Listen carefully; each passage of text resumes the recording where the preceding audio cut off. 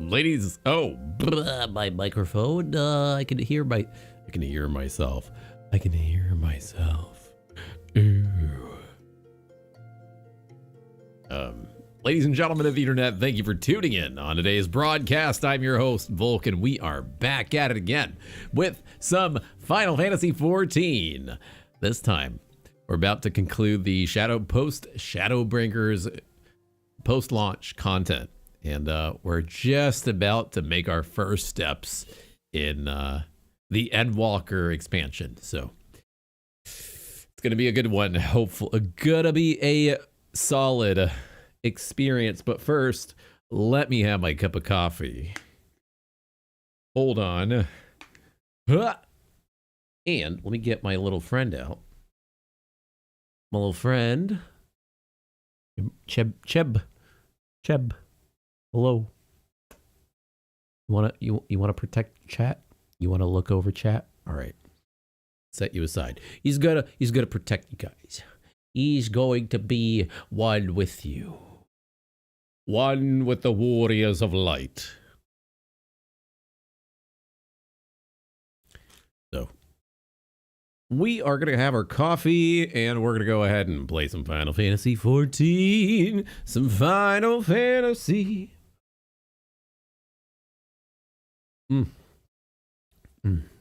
Delicious. Delicious.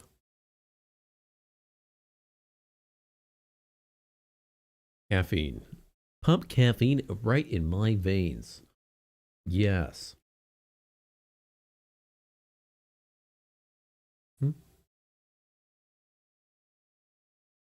All right.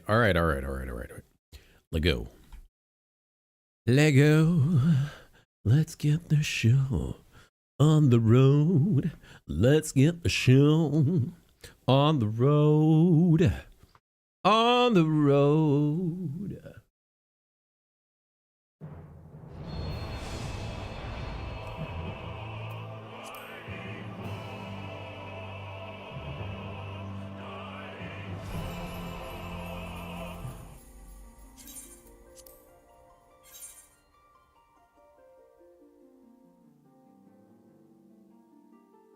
Oh, you know what? I just remembered that I didn't quite update my YouTubes.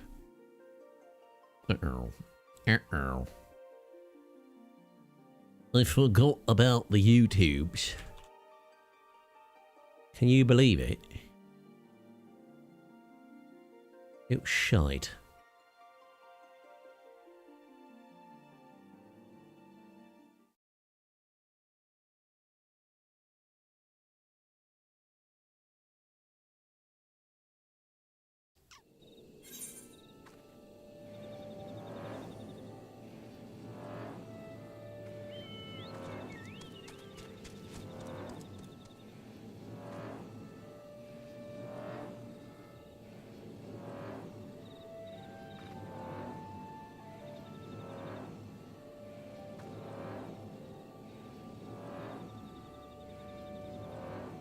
Just give me a second, guys. We're gonna get going with the playthrough in a moment.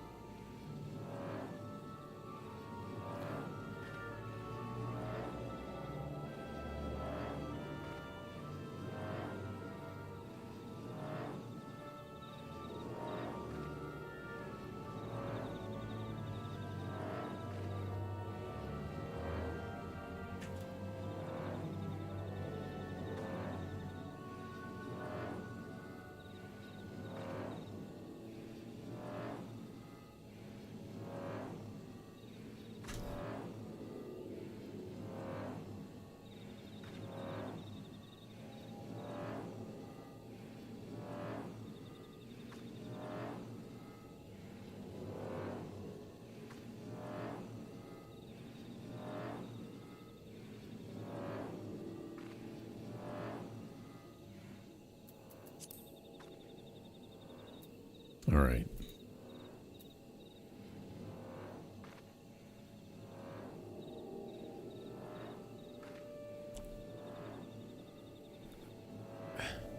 come on. Okay. Here we go. Here we go.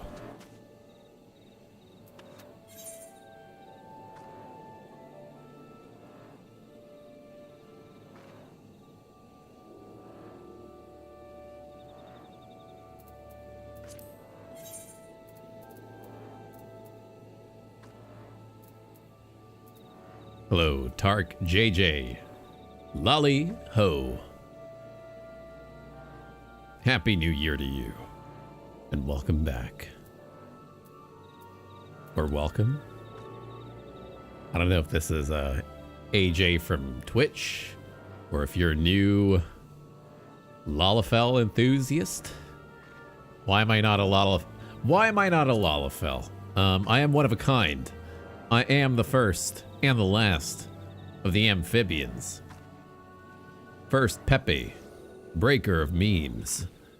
Valkyria Luthgard. Ribbit. That's right. And we miss you, AJ. It is you. Oh man, Happy New Year to you. Oh, I can't believe you're actually watching on this. It honors me. I wish you the best. Happy New Year. I know it's been a week already, but nevertheless, I wish you a lot more peace of mind, a lot more peace overall, inner peace. A lot of joy ahead of you and newfound experiences, lots of new developments. Yeah, it means a lot that you're tuning in, especially now, as I'm about to make my first steps into Endwalker. This is going to be a good one. And yeah, we're really going to be voice acting all the dialogue, so it's going to be a fun time. I've been kind of taking a bit of a break from Overwatch as of a few days ago, and I just made the Endwalker purchase not too long ago, a couple hours ago. So we are just finishing up last few quests of the post Shadowbringers storyline. So before we get to the location, let's get to reading the summary of the quest. I can just remember where the damn quest is. All right. Unofficial business. Alphanard is keen to hear what Alizé and Grahantia have learned from the Braves, who turned their back on the cause. Speak with Frictio and Little Solace.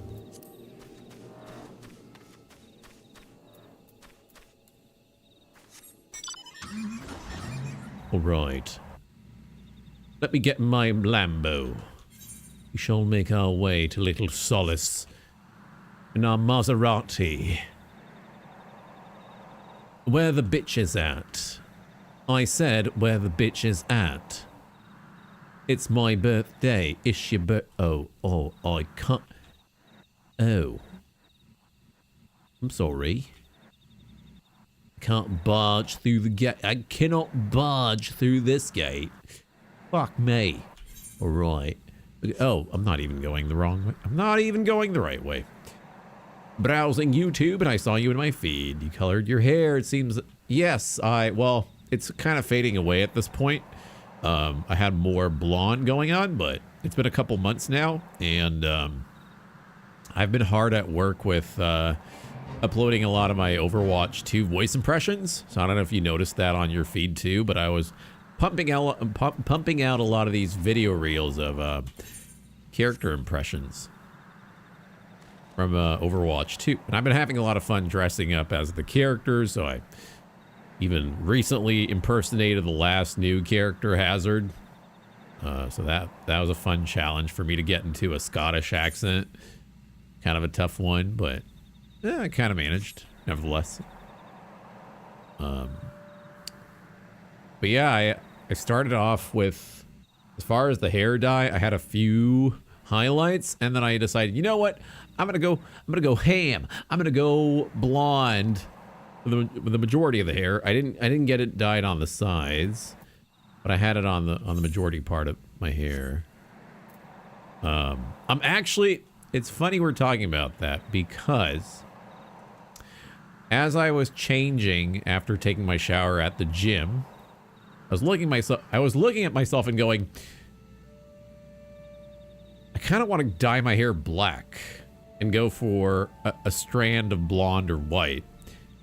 Kind of go a la Xenos. Is it Xenos? Not Xenos. What's his name now? Frick. I can't think of the name now. Bad. He's one of the best villains, and I dare forget his name. Hands down the best villain of Final Fantasy XIV. Is it Xenos? No. It's gotta be. Xenos is our current bad person with the big mole on the forehead. Isn't he?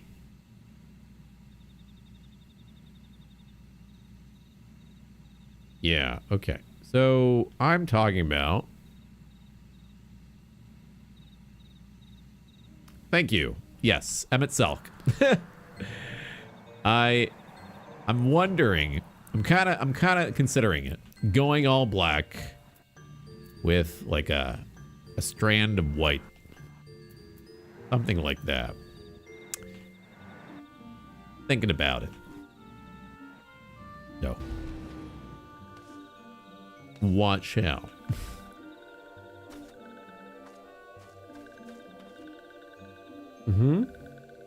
All right.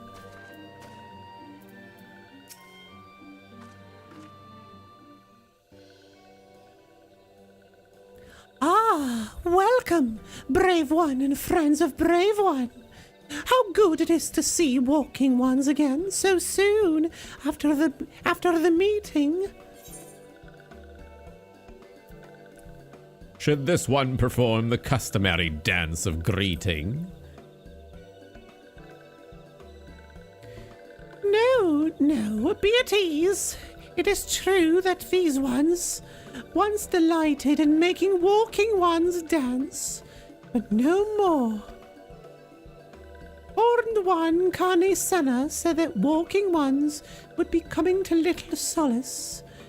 Imperial ones also invaded Sylphlands and abducted many of these ones, so these ones will be glad to bear messages between fighting friendly ones.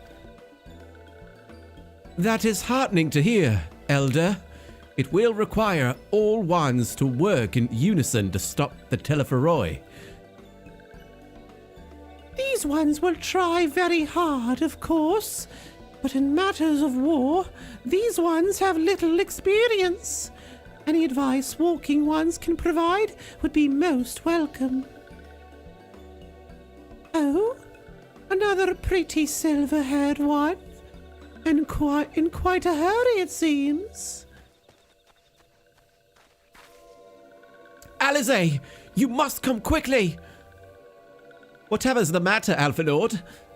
Don't tell me. You couldn't read my handwriting. What? No! A twin adder officer accosted me as I was about to set out. Charlene has sent an envoy who is due to arrive in Gridani at any moment. An envoy? Could it be that Cryle has managed to sway the Forum? We shall know soon enough, but there is more. The envoy has requested that the two of us attend the audience with the Elder Seedseer. Really? I can see why they might want Scions to be present, but us specifically... Wait. It isn't who I think it is. It is.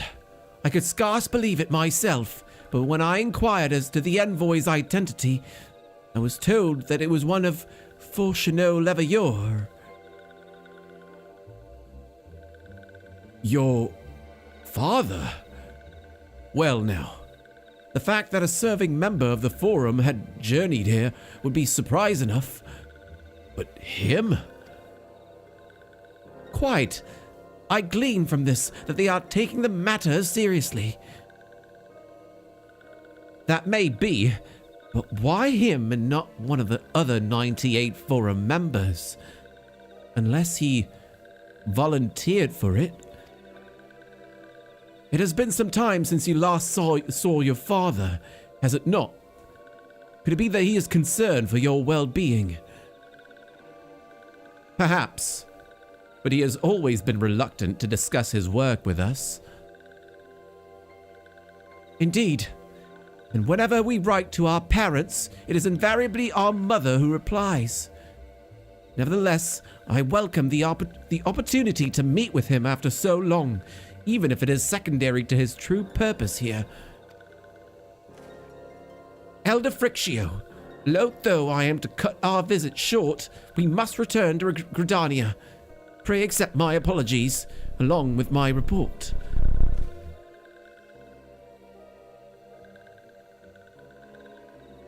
Never mind. There will be time to talk later.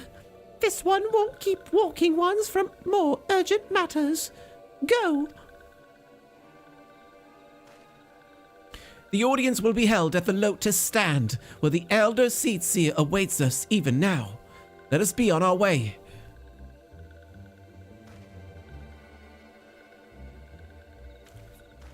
This is my main character, AJ. Always been, yeah. I mean, like, I don't see the point of having an alt character, being that you can level up all the jobs on one single character anyway. Yes, you could probably, you could argue and say, oh, you can have multiple characters across different servers. Valid. I don't play enough of Final Fantasy XIV to justify having an alt.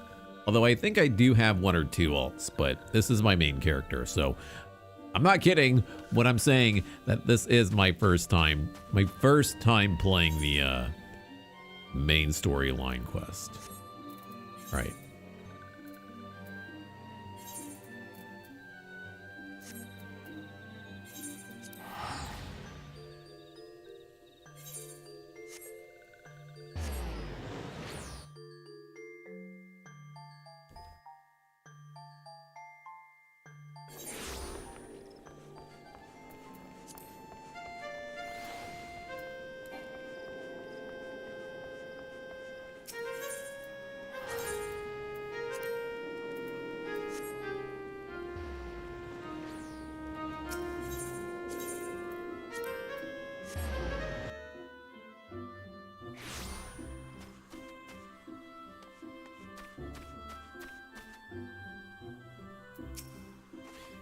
Welcome, warrior of light. The Elder Seatseer and your friends are waiting within.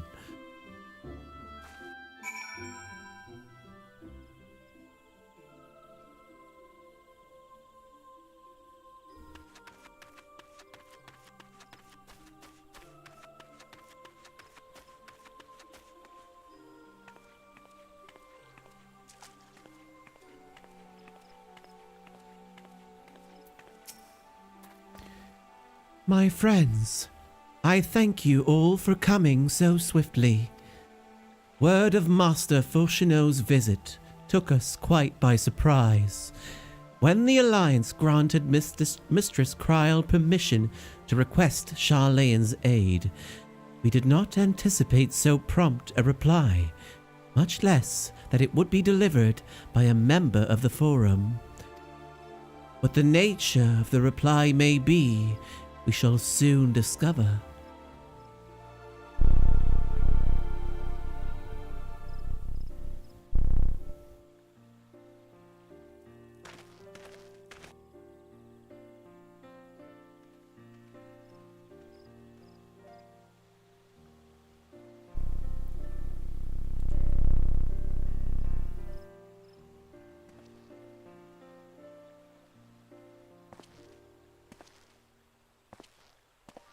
Elder Seatseer, I thank you for granting me this audience.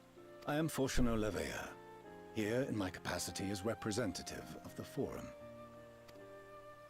It is I who should thank you, Master Fulchino, for journeying so far and so swiftly. Would that our first meeting could have been under happier circumstances.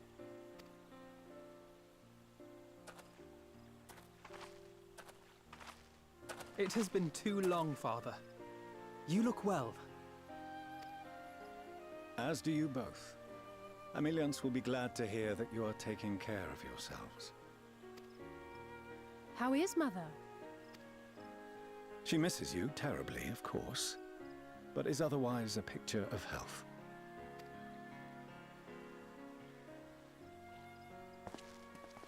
Circumstances apart, I'm grateful that our meeting has afforded me the chance to be reunited with my children at long last. And I believe I also owe you thanks for the hospitality you showed my father, Louisois, during his sojourn in Eorzea.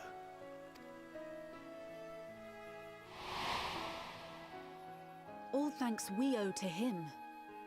In the days prior to the 7th Umbral Calamity, it was your father's tireless efforts which granted us a means to vanquish the primals. Hello, Aralia. Welcome to the stream. Thank you for tuning in. Were it not for him, our strength would have been quite spent by the time the Empire arrived. That Gridania still stands is in large part his achievement. He was a great man.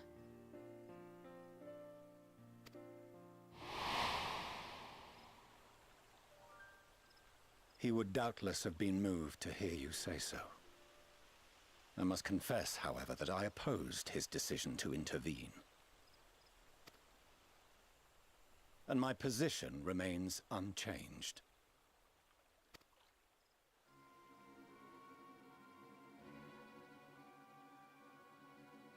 To chart the course of history, not to change it.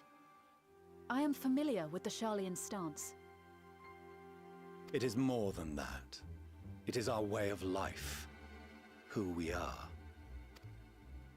But I came here not to deliver a lecture, but the Forum's answer to your request.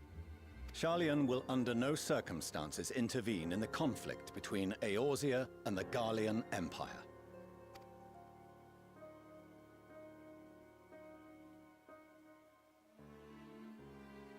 May I ask for what reason the Forum has come to this decision? The final days spell the end not only for Eorzea, but the entire world. The final days? Pray spare me your hyperbole.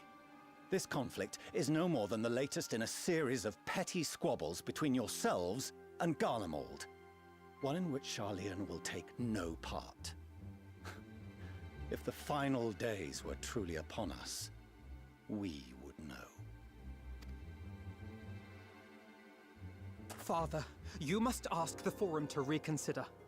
You may feel safe on your little island across the waves, but if you imagine the Telophoroi will leave you be, you are mistaken. They mean to kill us all, themselves included. Alphino is right. We have seen what the enemy is capable of, the lengths to which they'll go. This is no time to turn a blind eye.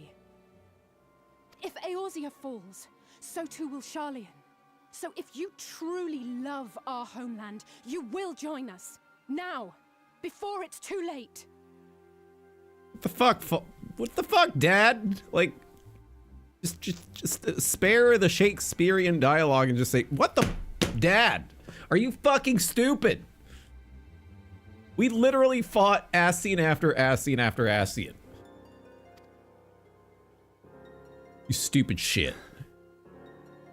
I thought you knew better than to raise your voice to your elders. Oh, raise your voice. Seems I was Oh, fuck off. wrong to ever let you leave, Sharlayan. I consoled myself that your time abroad would instill in you some hint of restraint, of discipline. But I see now that Eorzea has made fools of you both. Have you forgotten why it was that I so vehemently opposed your grandfather's departure? Japanese father. You disappoint the lineage. For all his wisdom, his only solution was to go to war. Death, devastation, ruin. Even those who claim victory are scarred for life. What prize could ever justify such sacrifice? We're talking about your father, dude. The gall. It is the duty of the learned to avert such tragedy. By fanning the flames of war, you forsake all you once held dear.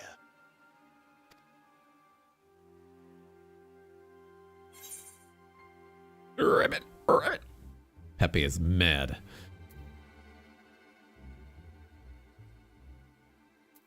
To ignore the plight of those one might conceivably save is not wisdom.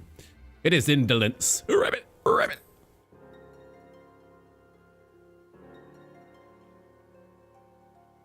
I am the first of many Pepes.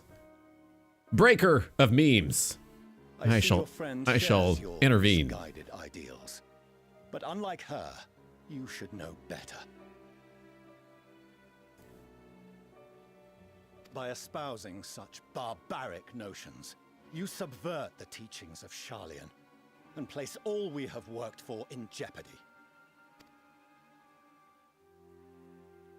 Alphino, Alizé, as of this moment, you shall no longer bear the name of Leveilleur.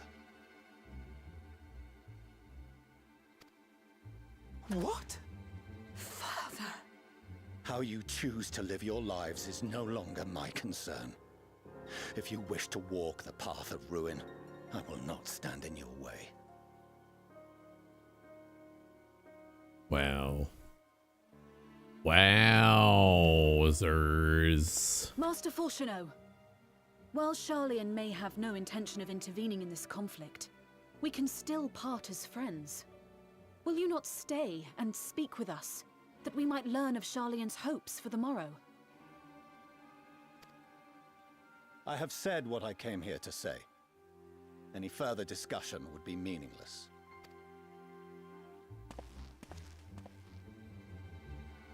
Father! Wait! Don't bother, Alizé. How can you stand there and watch him walk away? How can you let this happen?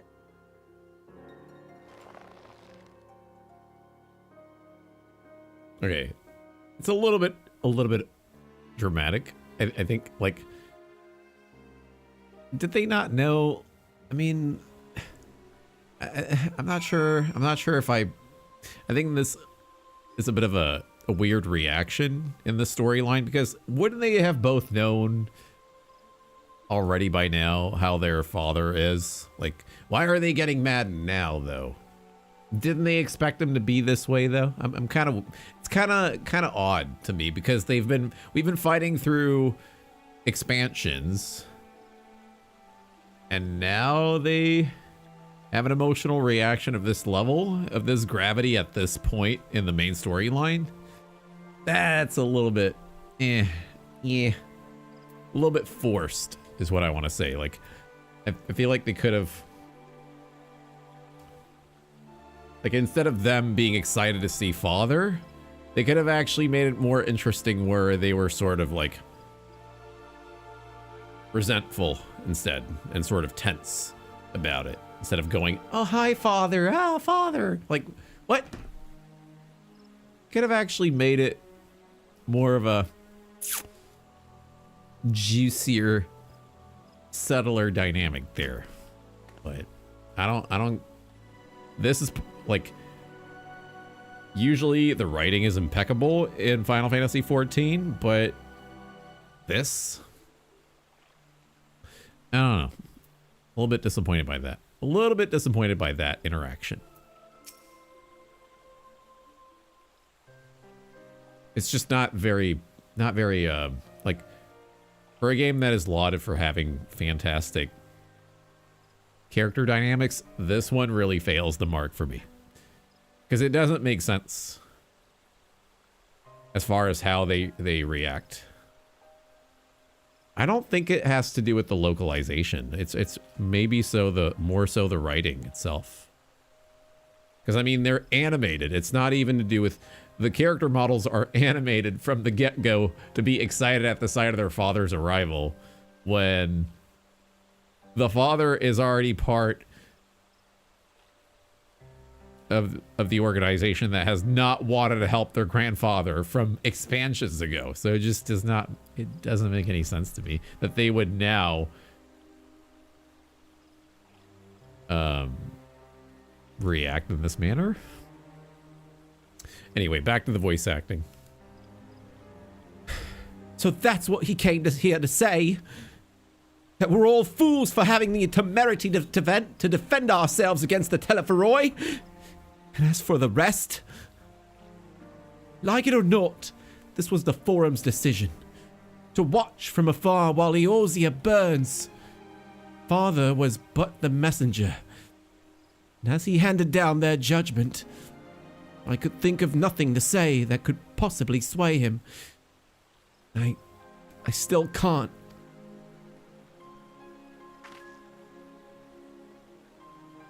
To have prolonged the discussion would have changed little, for it is not only Master Fortuno who must be persuaded, but the Forum as a whole. Their decision was made ere your father crossed the sea. Nor is it like to be changed. And so we shall face the Telephoroi without their aid. Forgive me, but if they had no intention of helping us, then why would they go to the trouble of sending an envoy in the first place? Why did they not simply keep their counsel, as they are wont to do?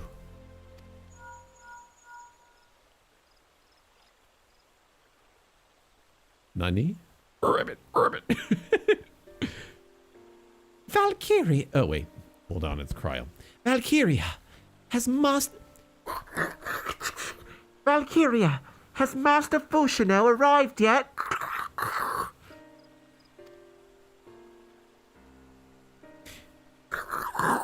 Then it is as I feared. My efforts were in vain. I pleaded our case to as many Forum members as I could, but they flatly refused to discuss the matter. No, it's not exactly true.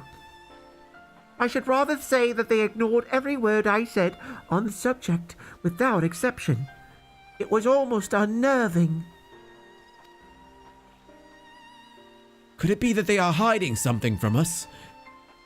That might go some way to explain Master Fortuno's performance. When he said that they would know if the final days were truly upon us, I dismissed it as pride. But what if they genuinely believe that they know how the world will end, and simply disagree with us about the circumstances? That I don't know, but something tells me they are not as unconcerned about the Telephoroi as they claim. If the threat weren't real, why else would they be so standoffish and secretive? I would very much like to delve deeper into this, but I'm afraid I've exhausted every avenue of inquiry. Nor have I fared any better with my other mission, researching Hydaelyn and the Ethereal Sea. I tried enlisting the help of experts in the field, but it appears the Forum has forbidden anyone from cooperating with us.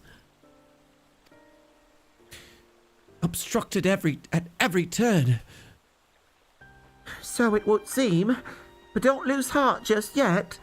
With all the knowledge and acquaintances we have between us, we can still find a way forward. To that end, I would like you all to join me here. When the time is right, of course.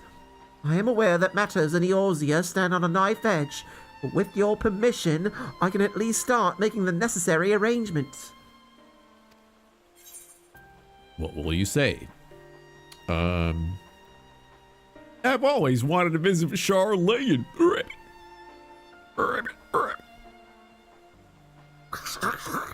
And so you shall, albeit under less than happy circumstances.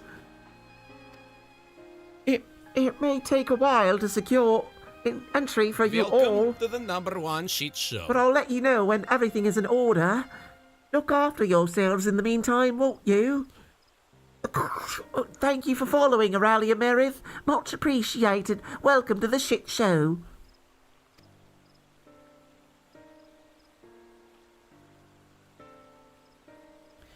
Your speculations give me cause to hope.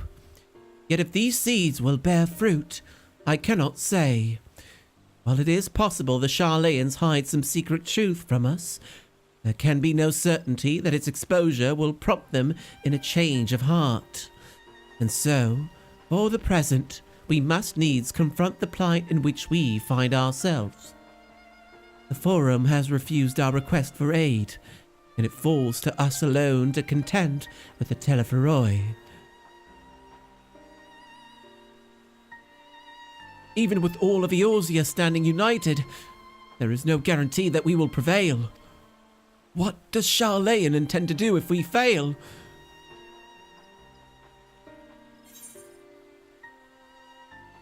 Oh, I'm going to take some lemon muffin. Oh, but what about the pineapple juice? Oh, pineapple pen? What do I, chicken fettuccine? Oh, now I think we're going to go for the lemon muffins.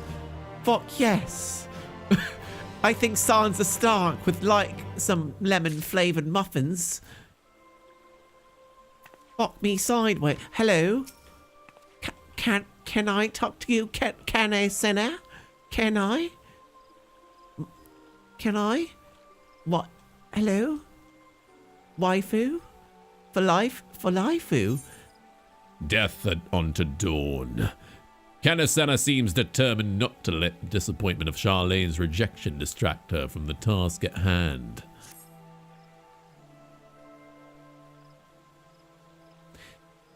While Charlane's stance is indeed disappointing, we cannot allow ourselves to be distracted from the challenge before us.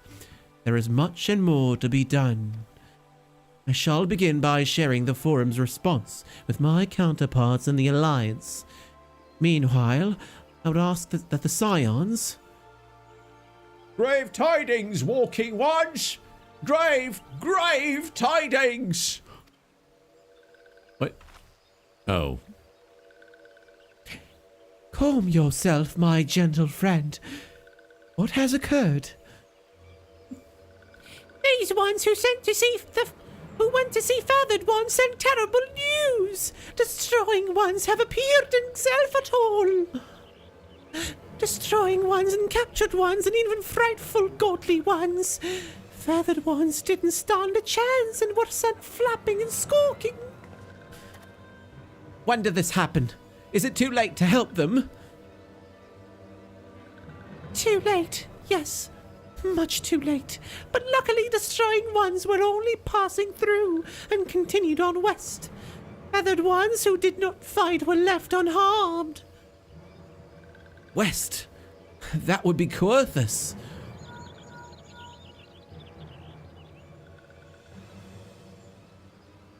Milady, the Ishgardians report that the Telephoroi have emerged from the eastern highlands of Coerthus and are marching at speed. Though their purpose is yet to be determined, the Cartano Flats would seem their most likely destination. Lord Merrick has already dispatched his forces and requests our immediate support. Tell him he shall have it.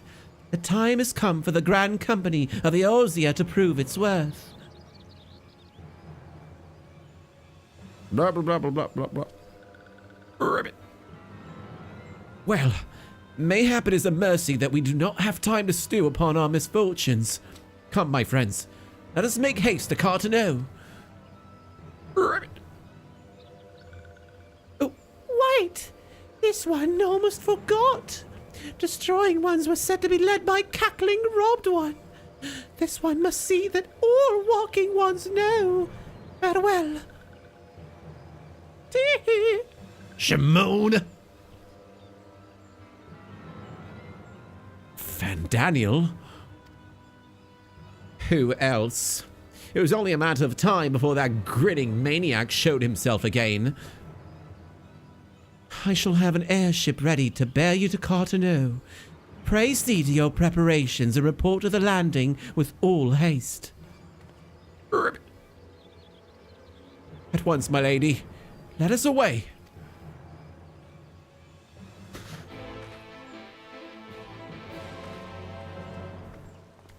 Ta-ta. Would you like some crumpets? Would you like a side of crumpets with a nice cup of tea?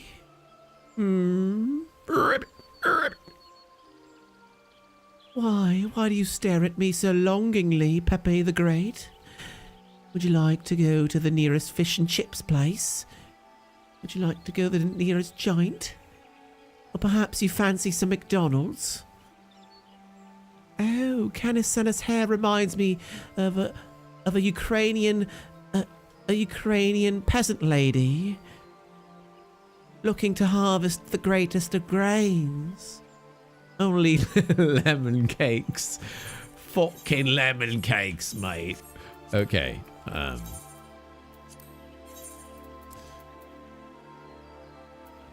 You know, doesn't my hair look like a bag of ball sack? Yes.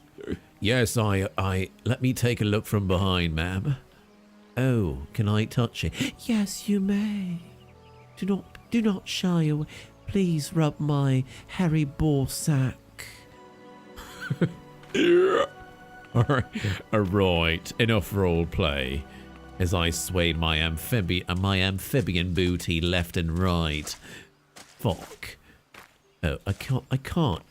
I'm a frog. I should be able to leap onto the land. Right. Farewell, milady. Until we meet again. Ta-ta.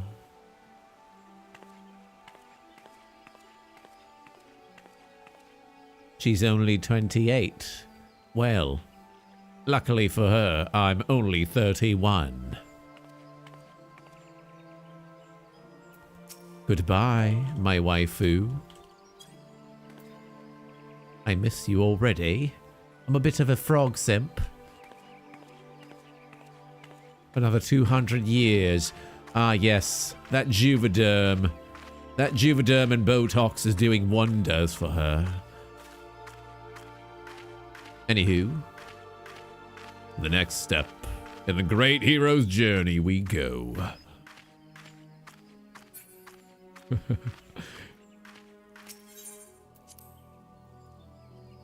Earl de Gradania.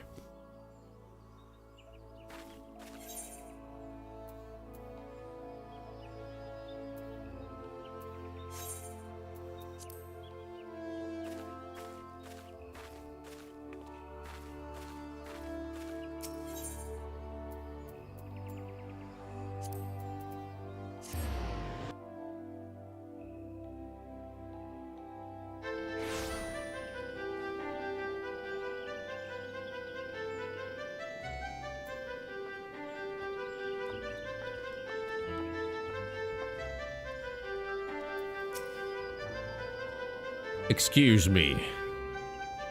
Mayhap I ask, what tune are you playing? Is it some new viral TikTok dance music? I quite fancy it. Ah. I once remember. Back in my old days, we used to twerk in the nearest lakes to this kind of music. We used to sway our glutes left and right when the great bards played us the finest of Final Fantasy tunes.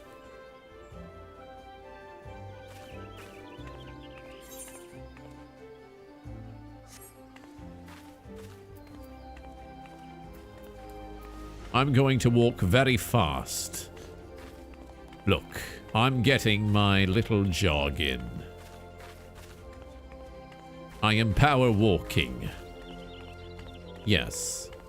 Slay queen. Slay queen. Left, right. I vogue. I am the best. I am the best. I am the best. Yes. I slay. Yes, I slay. Left and right we go. Oh.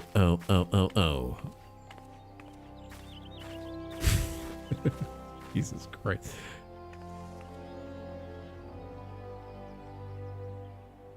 Hello? Fodola. Hello, Fodola.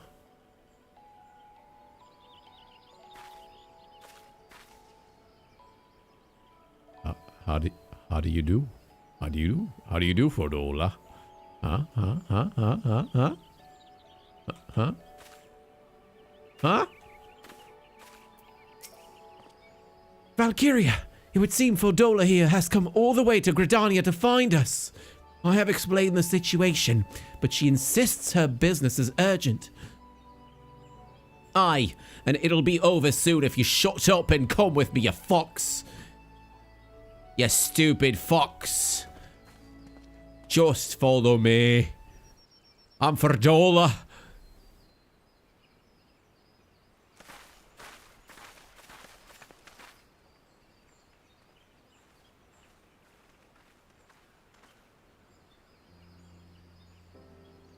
Arenvold! Oh, shite!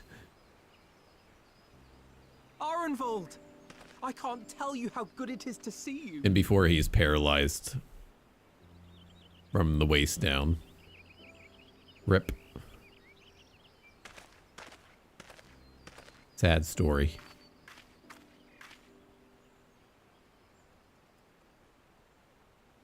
Yep. Confirmed. It arrived a lot sooner than expected, eh?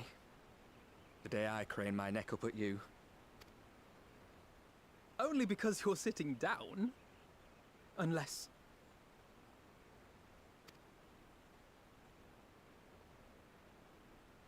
Afraid so. The Chirurgeons say I may never walk again.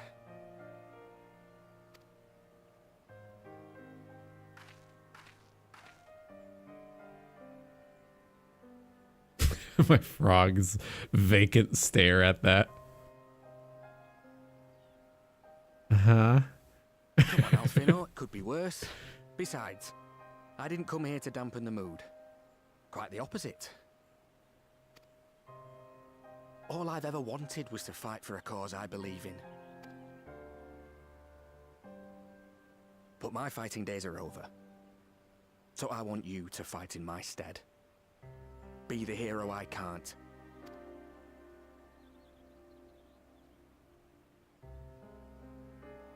I am no hero. That's what they all say, though. No one ever calls themselves a hero. Even the ones who eat primals for breakfast. It's for others to decide.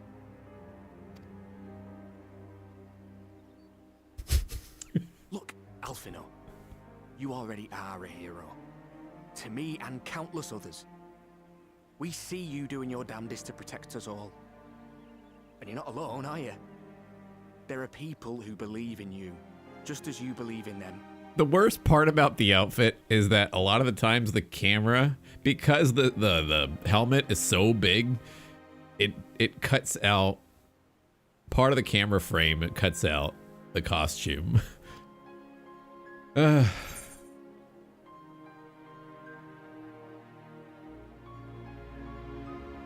Some things may have changed, but the adventure isn't over yet. Ribbit.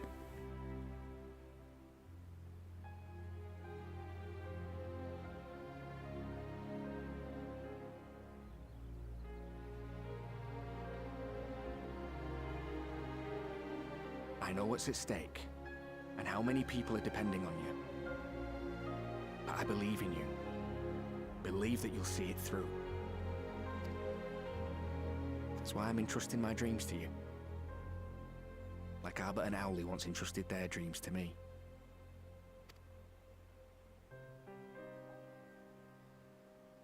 There was a time when I would have borne the weight of such expectations without a second thought. But now, I know just how heavy that burden can be. To tell the truth, I'm beginning to wonder if I chose the right path. Sacrifices will inevitably be made for the sake of the ideals I uphold. Maybe I am not the person I thought I was. The person you think I am. I wouldn't presume to tell you. But I will say this. In spite of everything, you've come this far.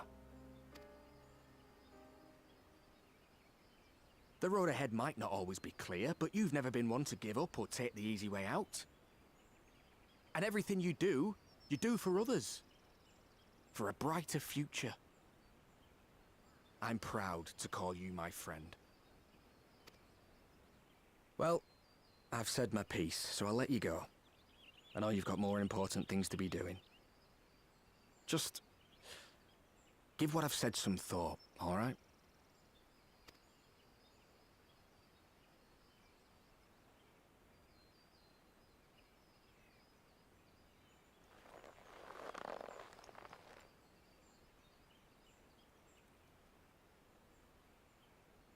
I shall, my friend. And we will meet again soon, I promise.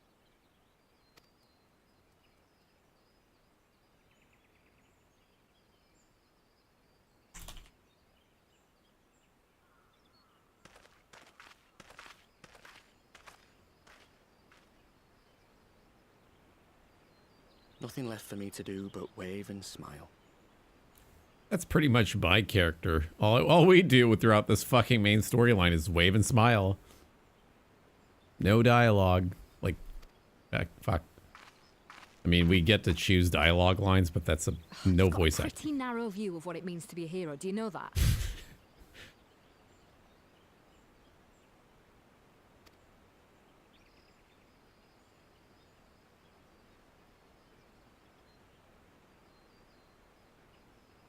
You think they're all forged in the fires of battle? That it's all about being brave and killing villains? Alphino and the others will carry on their fight. But theirs isn't the only one. There are other ways you can make a difference. If you stop feeling sorry for yourself and put your bloody mind to it. Hey, give him a break. Dude got fucking paralyzed, all right? Give him like a week or a month. Chile.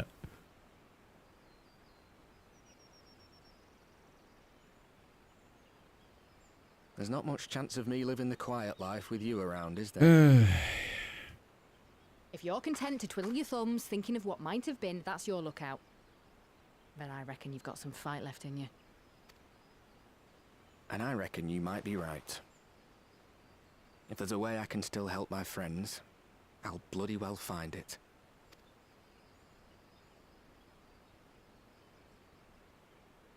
Intense hand clench. Close up. I will help them! Fighting! Fighting!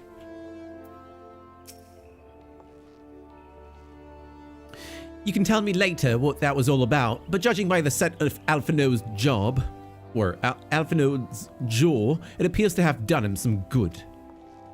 Thancred and the others have already left the Rising Stones, and according to the communications officer, Amalja and Kobold forces are also bound for Cartano as we speak. They mean to keep the promise they made in Alamigo, and we must do the same by saving as many of their tempered kin as possible. Anyway, the airship is ready to depart.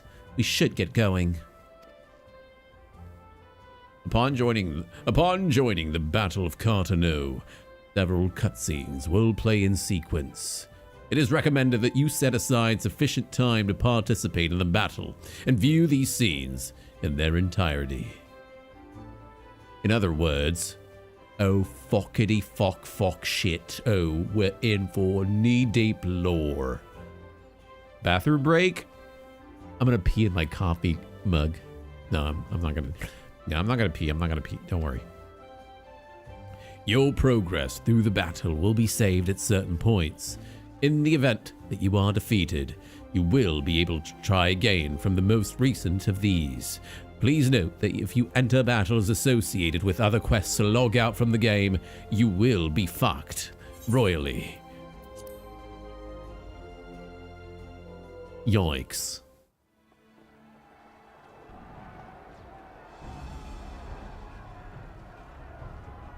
All right, maybe I gotta take off my shirt for this one.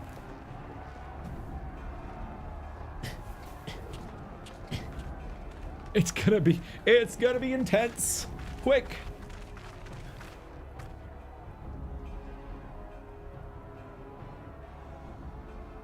My fellow Scions, as I am sure you will have heard, we can expect no help from Charlene, nor are we any closer to discerning the Telophoroi's grand design.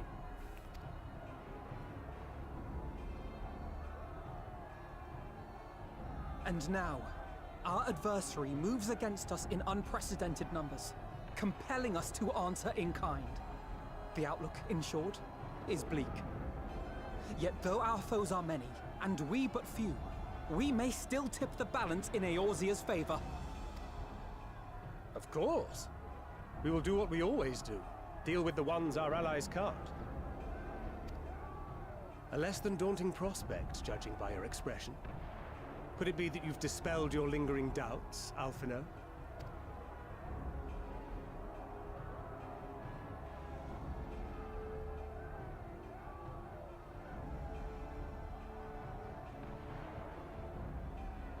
Oh, I doubt I ever will. But as my friends have kindly reminded me, I have come this far, and that must count for something.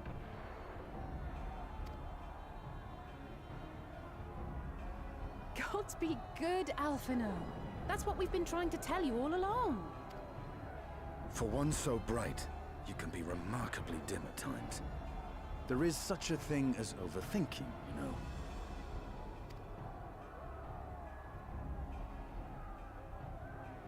Might I suggest that we continue this conversation after the battle? It would appear that Telophoroi have already arrived. I'll do what I can to cure the Tempered, but they'll have to be incapacitated first. Have care, my friends, for none can say wherefore our foe did choose this fateful field to be our battleground. Whatever may transpire, pray grant him not the pleasure of deterring you.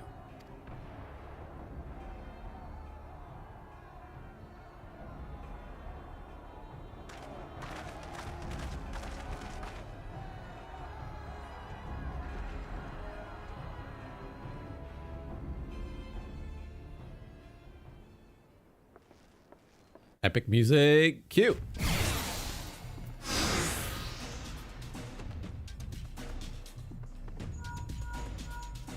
Listen well, friends. The Telophoroi are sweeping across Cartano. As for the Ascian, he was briefly sighted above the battlefield, but has since vanished. He likely intends to shoot no whoop. Thus far, the movements of the lunar primals have proved difficult to predict, even with the... Whatever the Telophoroi plan may be, the primals are our primary targets.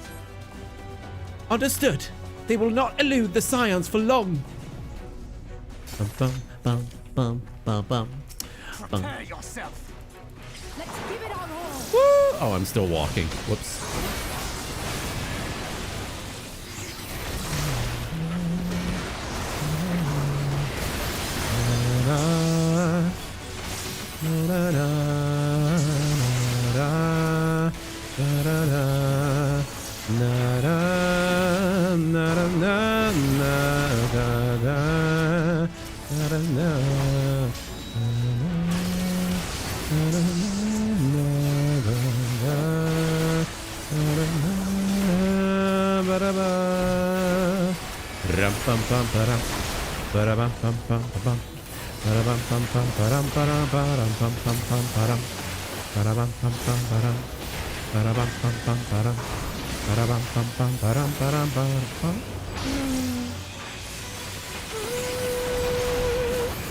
We fall onto the earth.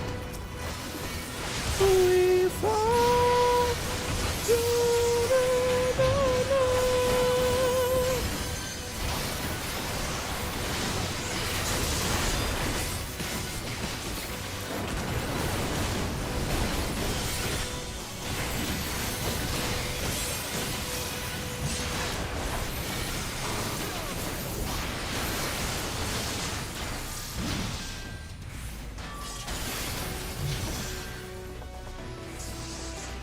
We're counting on you. This way. Something's not right. I do not see any primals.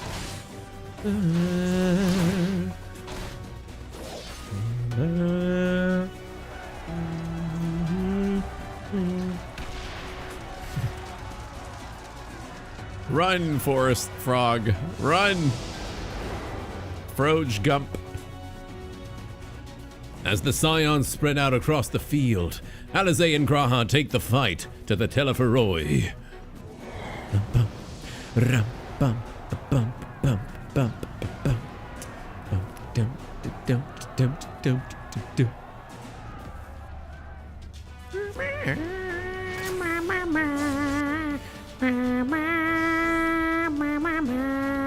Oh, I get to play as Alizé. That's cool.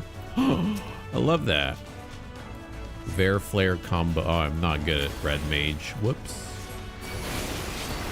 Whoops.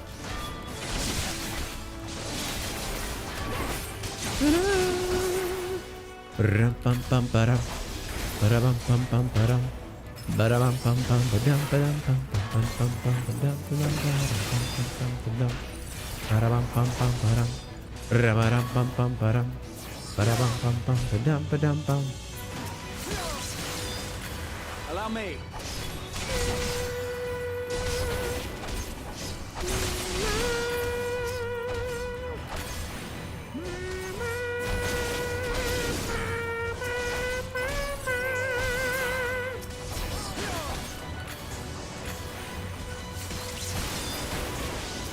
Shit. There's too many of them. Dang it. I gotta heal Graha. Graha, stay alive.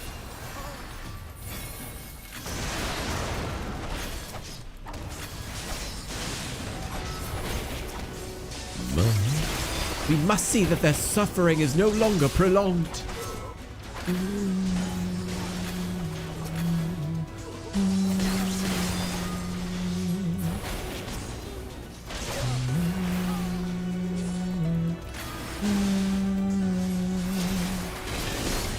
Just the beginning.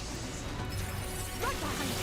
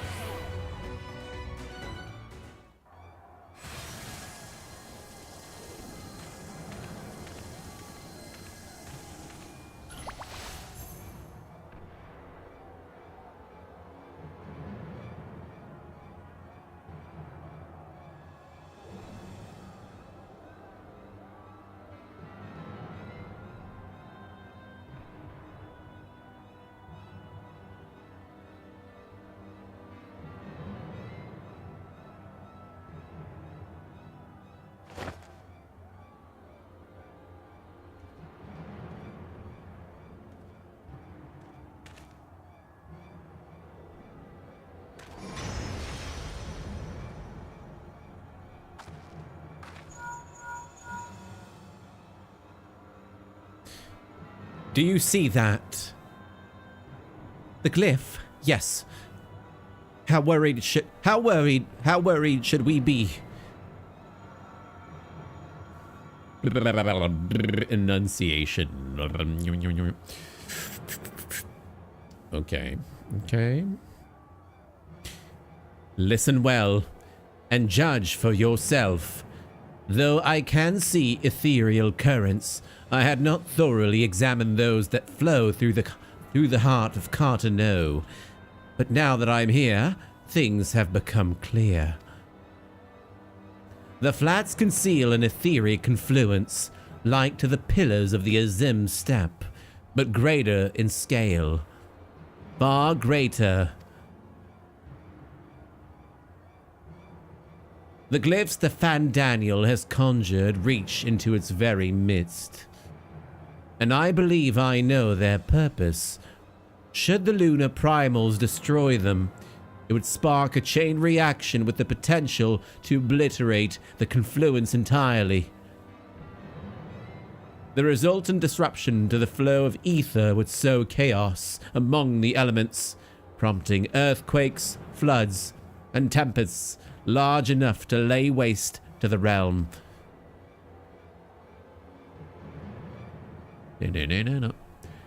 That he would go so far cometh as little surprise. We must needs protect the confluence at all costs.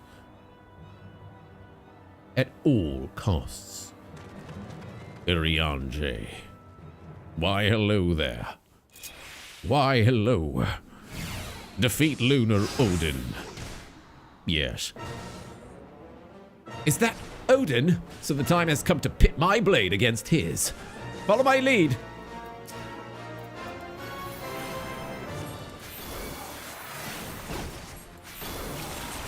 Woo! Oh, I get to play as Urianger! Woo! Hell yeah.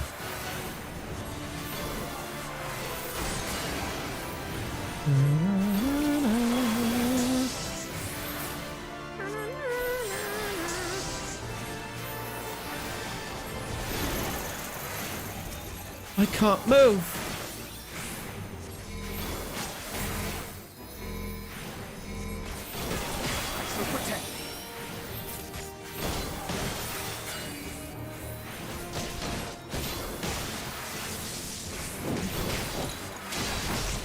Oh, all right.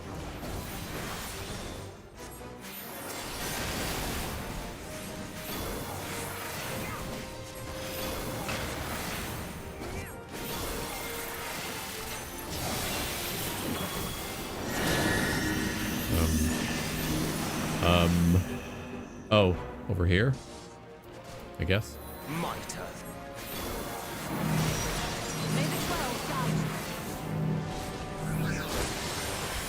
Okay. Oh god, oh god, oh god, oh god, oh god, oh god. Quick heal. Yo! Wait, can I heal the confluence? Oh, I can. Oh, shit. Uh-huh. This does not bode well. We'd best brace ourselves. Yeah. Brace yourselves. Hold on to your butts.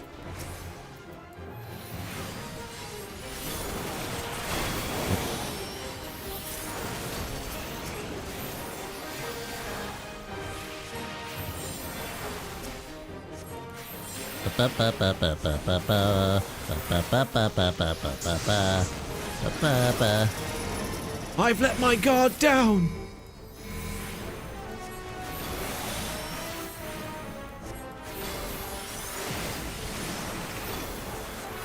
Away with you! Away with you. Away. Away. Away. The best defense is a good defense. Nice. Nice. Bam.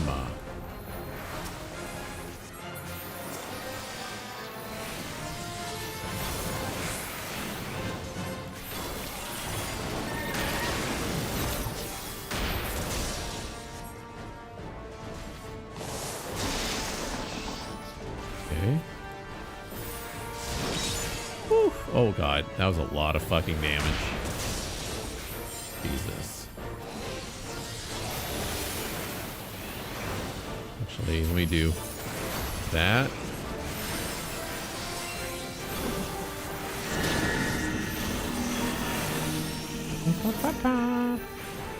Oh, hold on. Nope. Nope.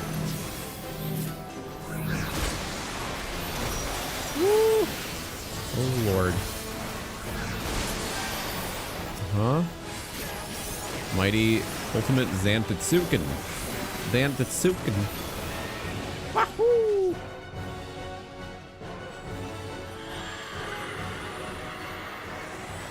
Wish the main storyline was more of this. I don't know. I like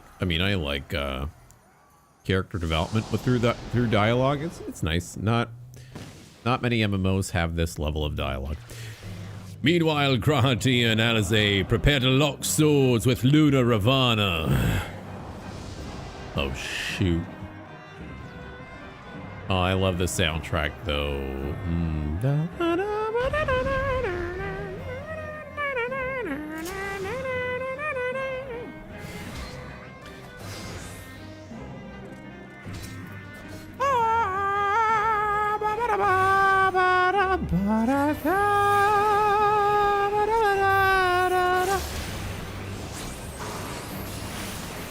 Oh man, yeah, the voice acting in that fight.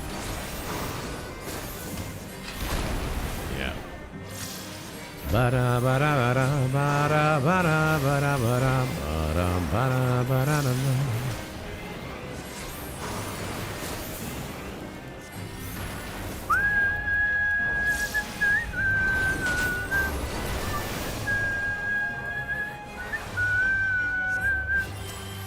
Wait, do we have to intercept? I forget now. Oh god. I haven't done this duty in forever. Shit. Oh. Uh-oh. Uh-oh. I better not fail this. Oh, fuck. Oh, fuck. Live. Live.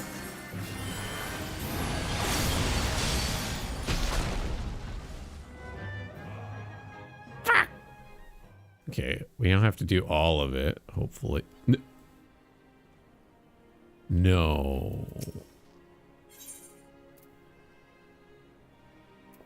Resume from midway.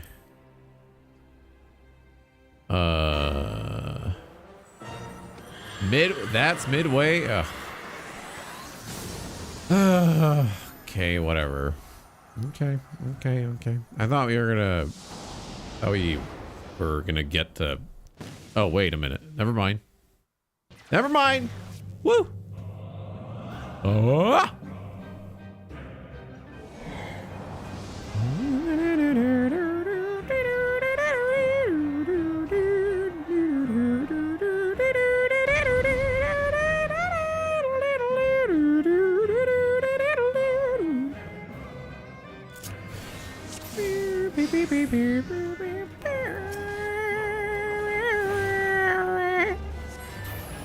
Okay, I should probably use Thunder 4 on the ads that spawn, the butterflies rather.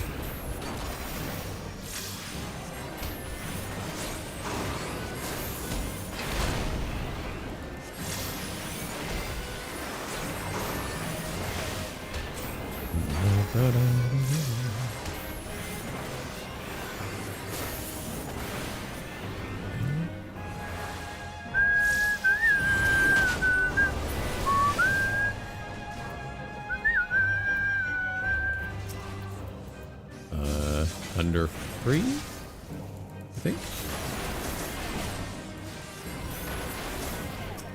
Quick, Thunder. Oh, fuck. No. Am I too late again? Dang it. Please. Don't. Die. Fuck. Motherfucker. Okay.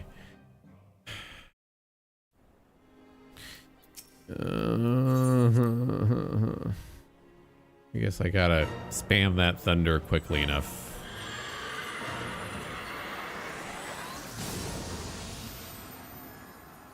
I was like, what? I thought I killed them all. And then I think there were more that spawned on the side. So I wasn't fast enough. I like my frog stance there on the... in the middle there.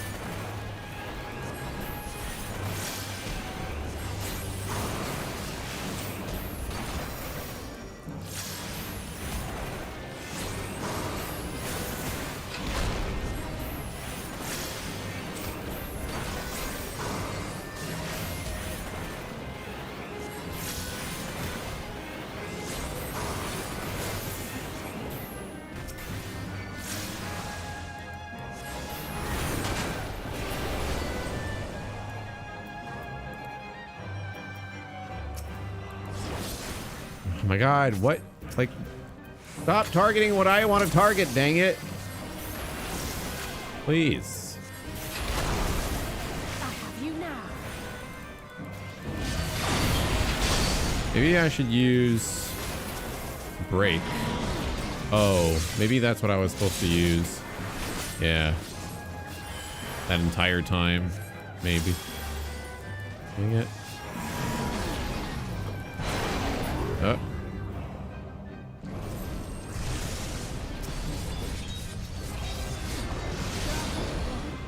Okay. Thankfully we live. Guess we'll just heal up the confluence real quick. Oh, maybe if I don't die. Hold on. Ah! Leave me alone. Let me target the confluence, dang it. Oh, I don't have any more mana. I have to use Blizzard. Dang it.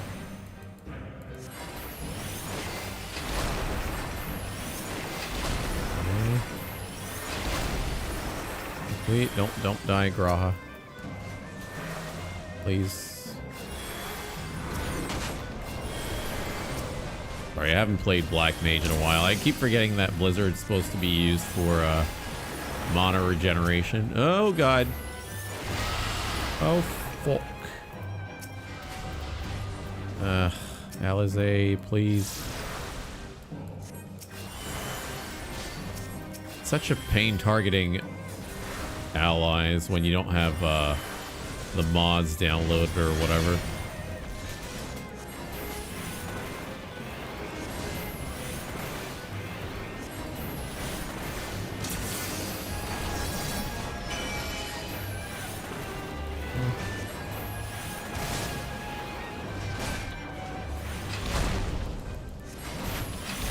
Oh fuck. Don't die!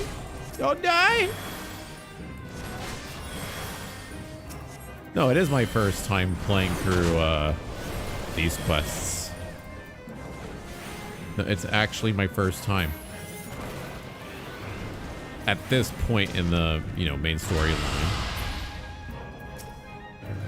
Alizé. Alizé!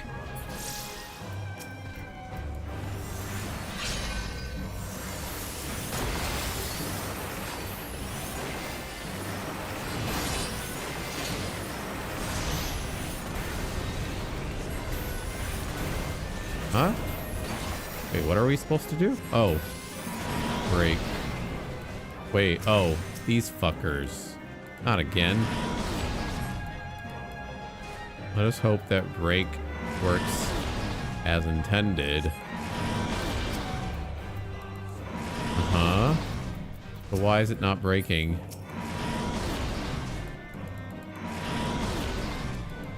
What? Excuse me?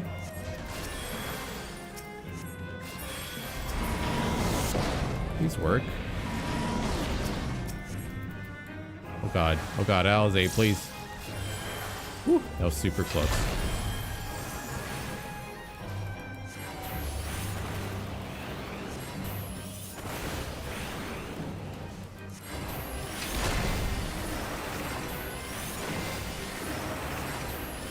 Woo! There you go. That was a little bit much noticeably harder than Odin. Somehow. Also the fact that, we're fighting 2v1 instead of 3v1 like in the other group. At the self-same moment, you stand shoulder to shoulder with Alphinaud and Estidian, resolved to lay Luna. Ifrit now. To slay, not lay. Fuck.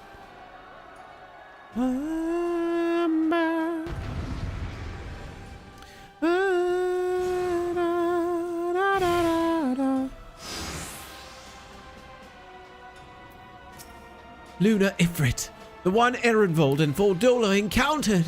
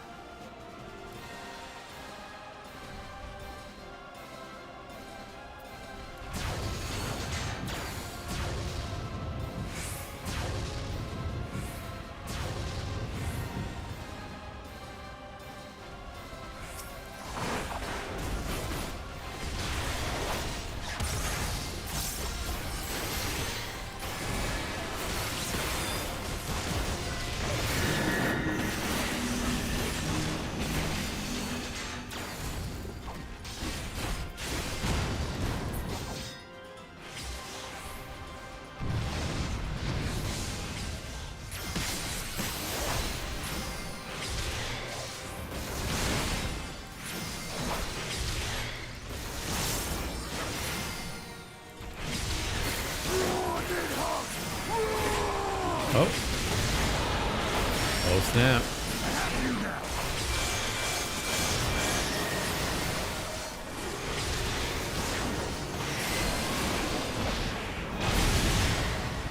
Nice. Nice.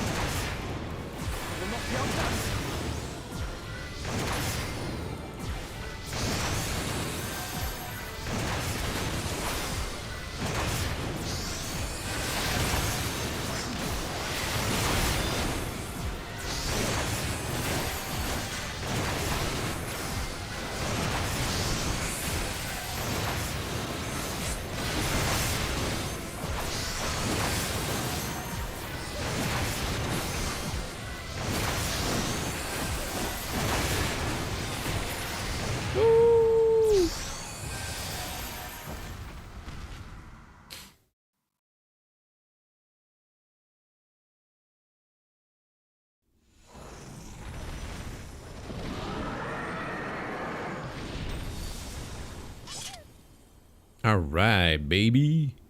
Ribbit. We did it.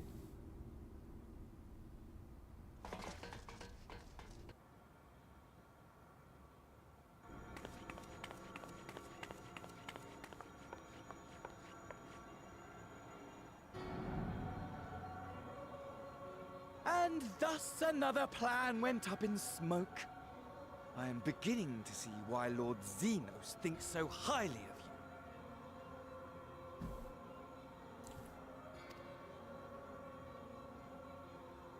Not that this changes anything, you understand. You have merely earned yourself a stay of execution.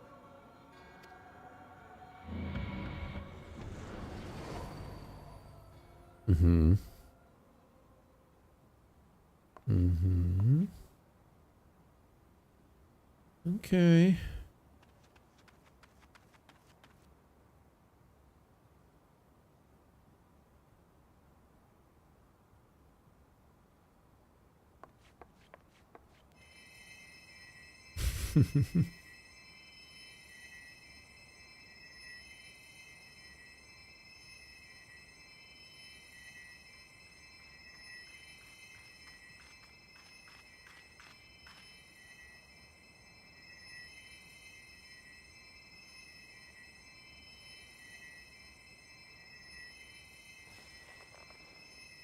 Glory be to Garlemald.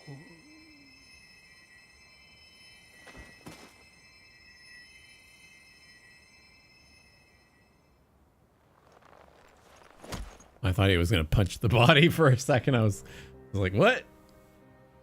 Shut up! Garlemald sucks ass.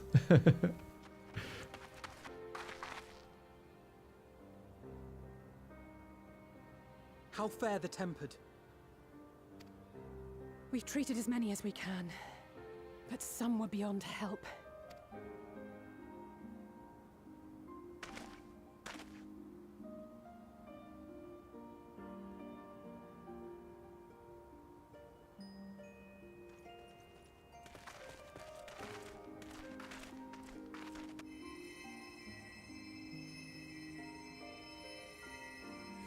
All right, we have Kenna and the chibi pigs at the rescue.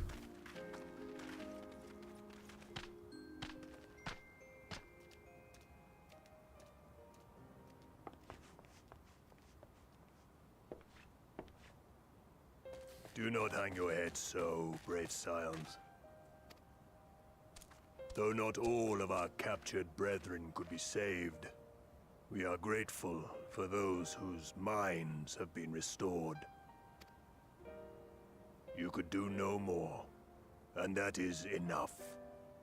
So please hold your heads high.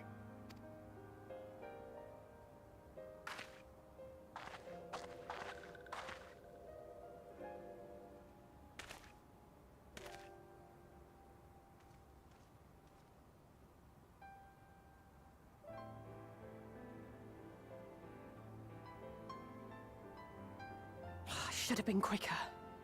But I'll do better next time. Thank you for your kind words. They mean a lot.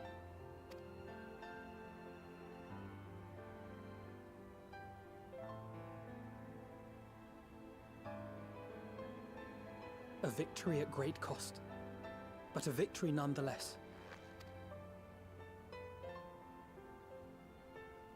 We must stay strong and press on. Isn't that right?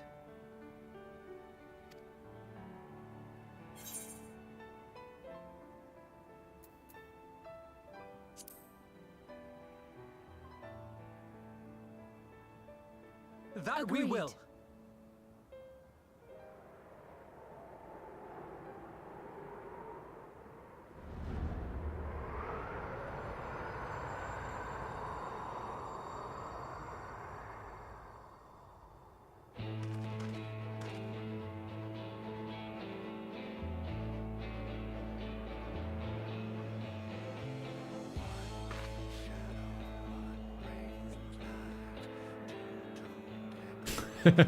It's not a blood moon, though.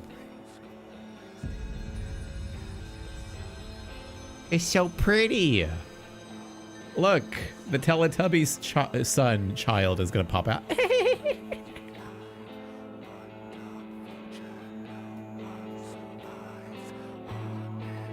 Ribbit. And the moon calls Ribbit.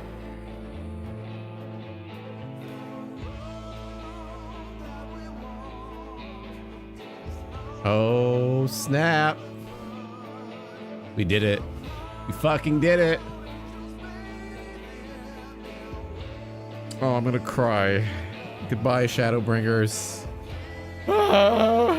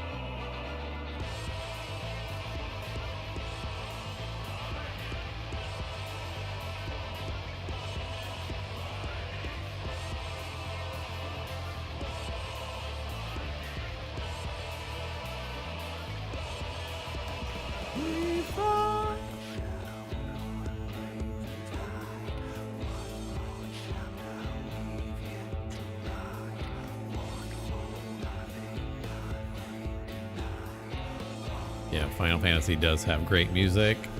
Indeed, AJ. You can never go wrong with it.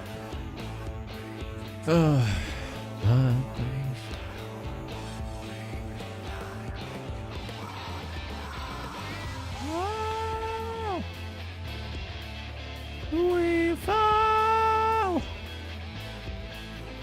We fall. We fall onto the end.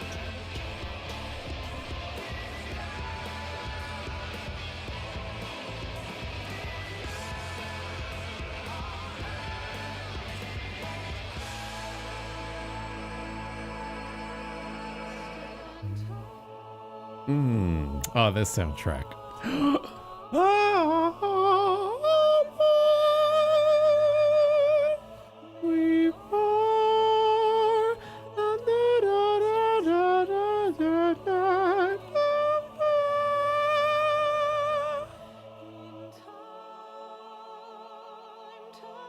I love this one. It's very nostalgic at this point in time.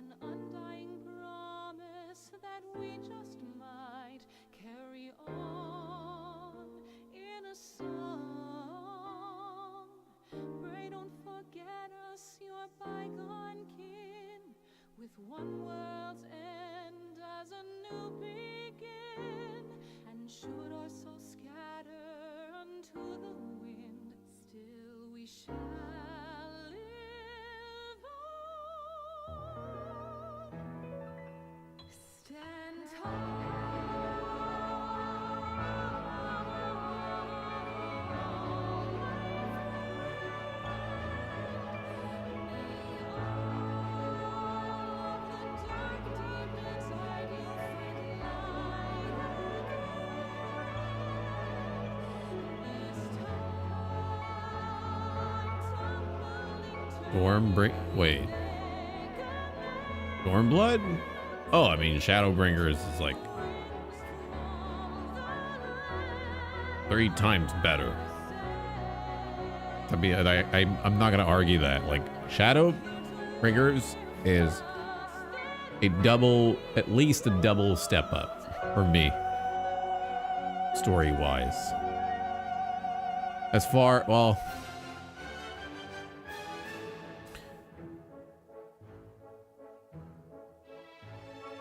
no, sorry. I meant to say Shadowbringers, right?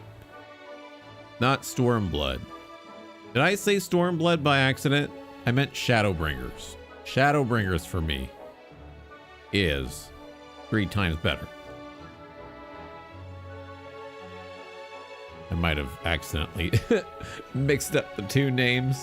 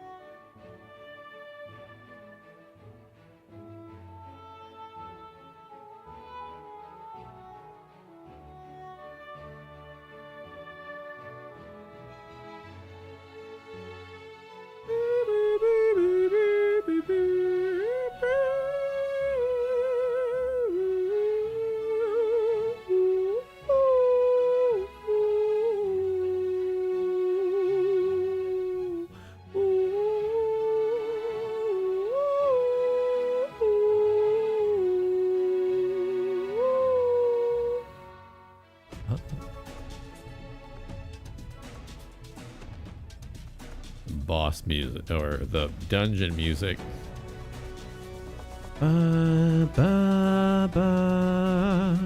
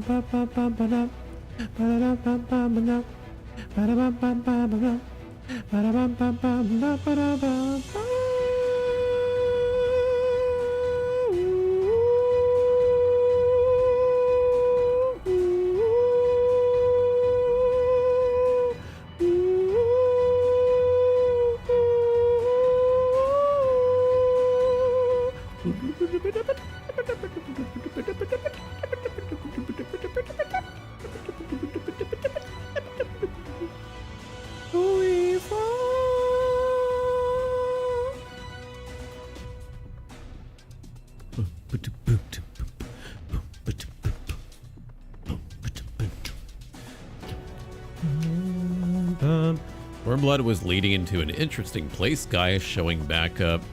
I like that. Yeah, I really like the Black Bros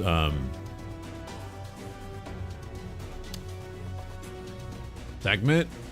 Really like that. I wish they would have added more to that. But I think we might get that. What? Well, I don't know what happens in Endwalker, so I was gonna say maybe we'll see some more around that, but no spoilers, please.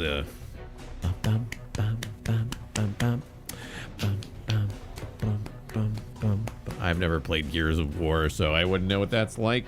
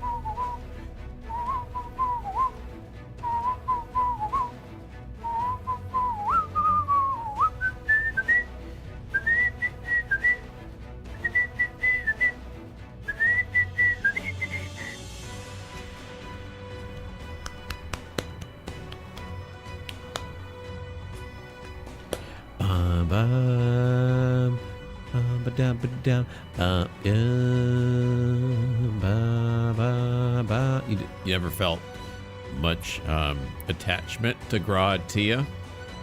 I think he was a solid character. I don't know.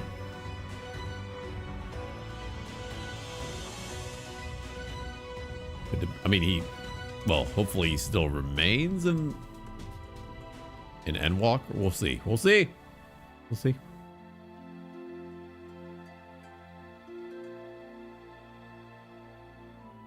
Kind of forgot about what's her name now? Oh yeah.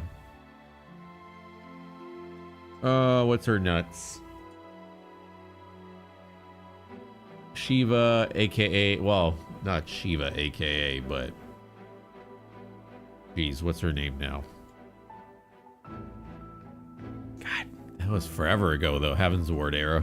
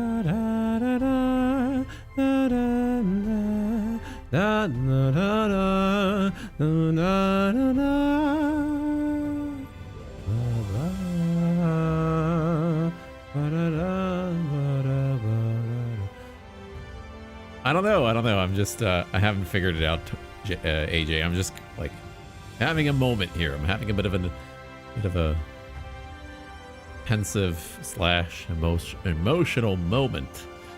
So I'm just immersing myself as much as I can.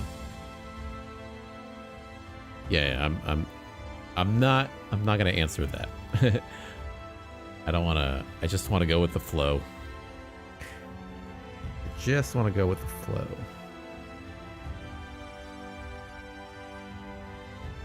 Live the moment.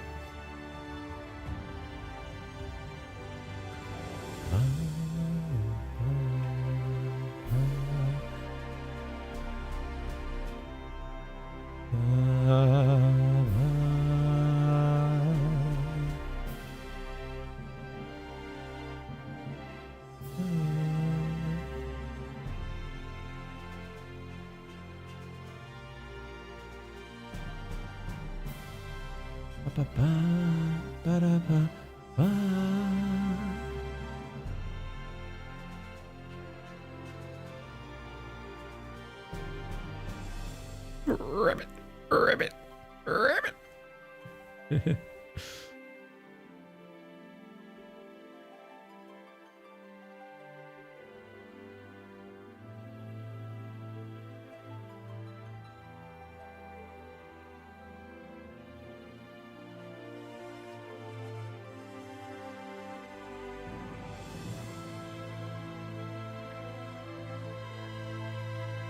You have dinner? What'd you get for food?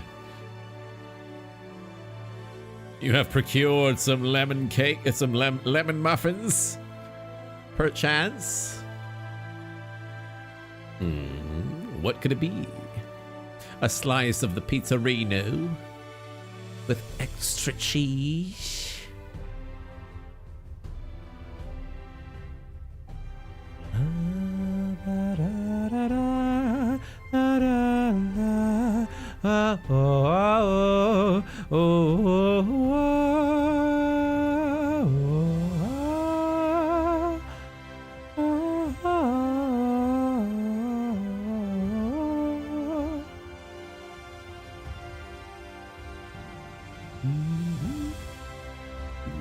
You wrapped bacon around some pork ribs? Oh, man. My arteries are getting clogged reading that, brother.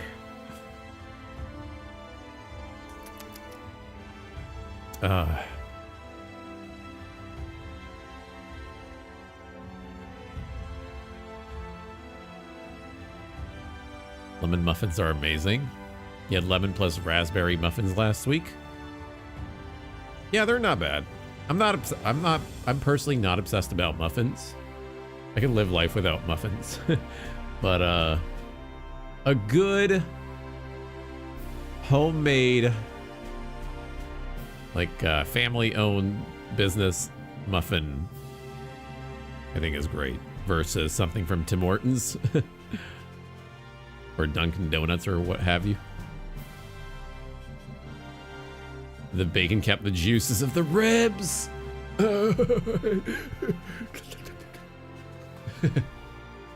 Oh, man.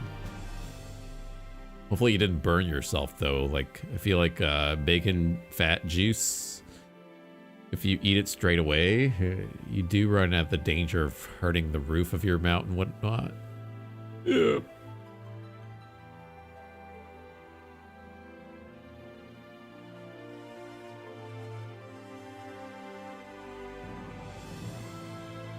You let it stand for 7 minutes? Smart. You're a smart soul, aren't ya? Warrior of light, Aurelia Mirth.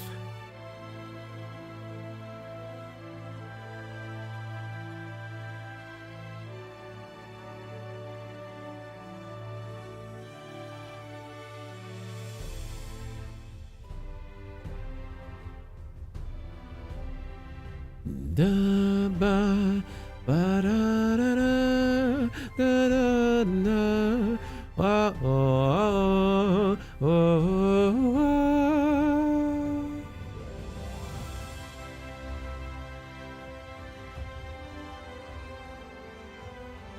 You become quite proficient with your cooking.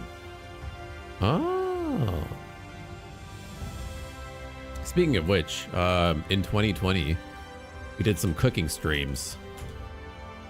And, well, for the first time on this stream, so you want to look at some of the stuff that I made on stream, you can click on those links and you'll see a bunch of pictures of the foods, the dishes we made. Yeah. This is when, you know, COVID year happened.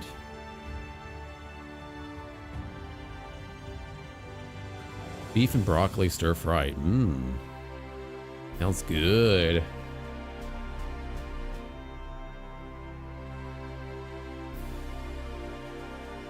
Can you believe it, though, that we're in 2025 already? Kind of crazy to... It's very... part of me is... How do I say this? How do I describe this feeling? Part of me is a little bit jaded by the last 5 years.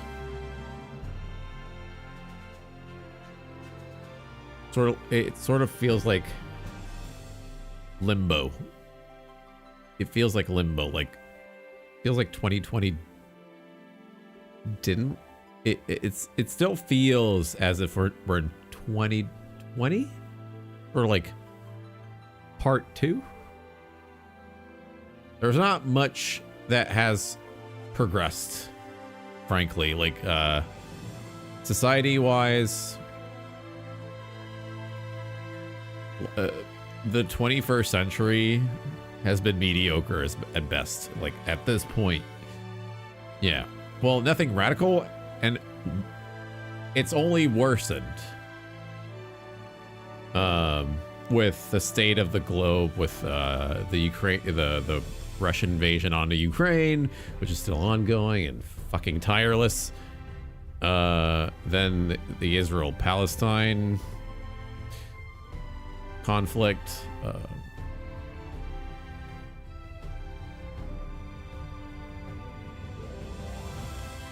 and then you know, the proliferation of garbage AI art has been going on for far too long and is only being monetized further and further by big companies now, which is very demoralizing to see. Then there's, you know, Twitter being monetized as well with different tiers, subscription, like, the internet world has not improved. It's actually gone for the worse. For the worst. We have more and more pre-roll ads on Twitch, like far more monetization features interrupting the flow of Twitch content.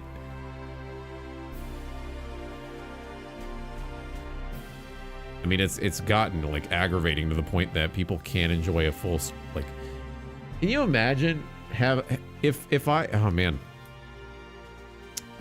I did a while ago, I also did sound therapies in 2020, a few sound therapy sessions, but we already had pre-roll ads around that time, but I just don't understand what the CEOs at Twitch are thinking when they think, oh, we're going to plaster ads on all streams, especially on the small streamers. But think about the format of the content that is a Twitch live stream. It's totally different. It's organic. It's not a television show. You actually have it back and forth with your audience. And to have that flow interrupted, that long-term flow interrupted by pre-roll ads, is the worst thing you could have for viewer retention. And in this economy, we don't have more people subscribing. People are finding themselves not subscribing out as much on Twitch anymore. Like, people are canceling subscriptions left and right and are holding on to like their Amazon Prime to their one dedicated streamer that they, you know, commit to on the regular. But other than that, I don't find that people can afford to, well, I mean, I might be wrong. look, I hardly watch other streamers myself, but I'm really curious if the prolific streamers have seen a decline in subscriber numbers over the last few years. I wonder if some of them have actually stagnated or plateaued to a certain subscriber number and sort of dwindled a bit.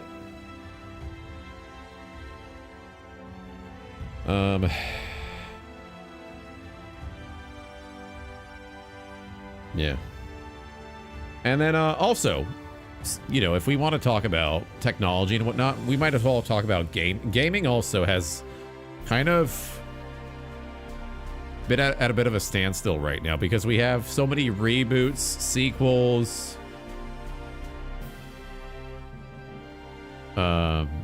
like, and it's the same, more or less the same. I mean, Hollywood is suffering from that far more. You know, the milking of nostalgic content, I think, has gone way too far. Yeah. There's a serious lack of original content, creativity, right? It's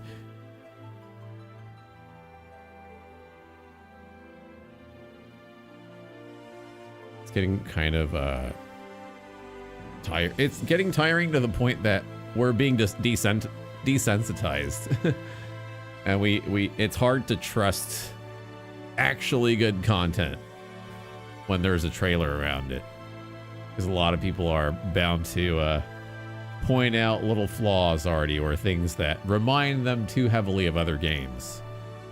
But I think it's also just the nature of how the gaming industry has evolved, because there's, you know, if you look at the 90s, the early 90s, 80s, there were only a few games. Now, you look at Steam, the Steam catalog, we have so many different platforms too, the Epic Game Store, the Ubi Store. You know, we have so many services out there for not only like PC games, but MMOs as well. Like, oh, there's Battle.net for World of Warcraft. There's the Square Enix store, right? Like platform. Oh, and then more things to buy. This bombardment of cosmetics, I think, is playing into that inherent cultural problem, this artistic problem of regurgitating reboots or originals, recreating them, like Final Fantasy VII the remake, which is actually a good game. It's one of the, I guess, like, granted, like, yes, there are reboots that are well done. However, we still want to see something new, right? Because they're still going at it with the Final Fantasy franchise. Like, at a certain point,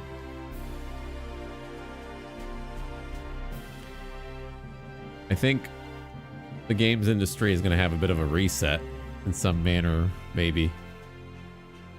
Because right now it's the focus is heavily on sales.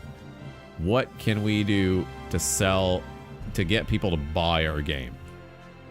The priority on the quality of games has been lessened. More about, oh, what is going to be a selling point for our game, rather than what's going to be a passion project remembered for decades, right? So in that regard, the games industry is very volatile, you know, with all the layoffs too, trend that has happened, especially between 2020 and 2022.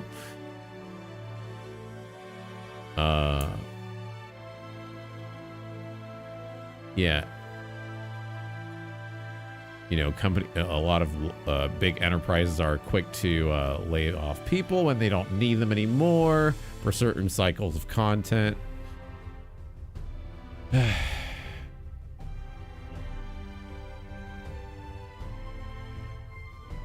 yeah, I mean, we have, you know, you compare 2020, like this decade to the 90s. Yeah, we have such a proliferation of video game titles. There's so much to choose from, and literally not enough time in a human's life to play every single game. You would not be able to play and complete every single game as a human being. It would require that you neglect yourself. That's how many games there are.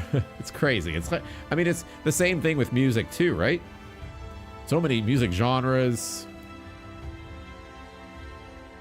so many subgenres of electronica, like some musical genres are kind of making a resurgence too, or are getting more known, like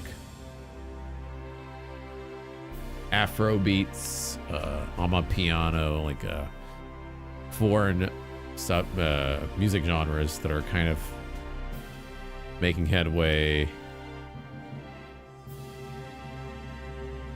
Yeah.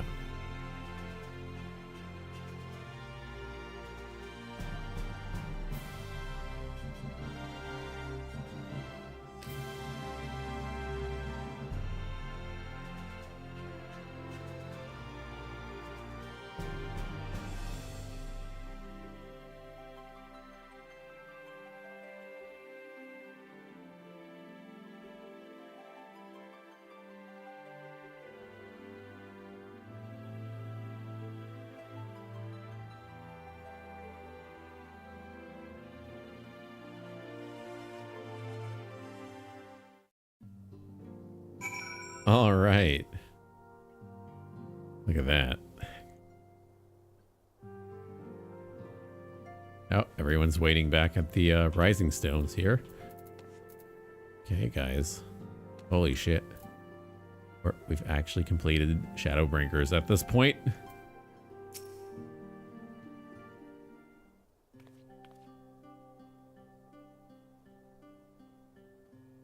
I trust you all enjoyed a comfortable flight aboard the Pride of the Ishgardian fleet.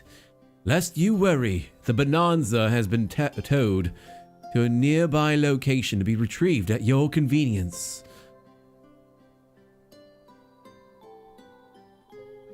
You have thought of everything, Lord Americ. And may I say how much I appreciated the hospitality you afforded us on the way home. Think nothing of it. Our destination lay in the same direction, and it afforded me the perfect opportunity to learn how my errant friend has been since he last took his leave. It would seem you have finally found a place to settle down. I merely grew weary of wandering the far east. Returning to more serious matters, while the Telephoroi have been driven from Carteneau, 'tis like that the bulk of their forces yet remain. On the evidence of the Grand Company of Eorzea's first joint military operation, however, I am confident that we have the potential to meet such threats head-on, even without the aid of you and yours.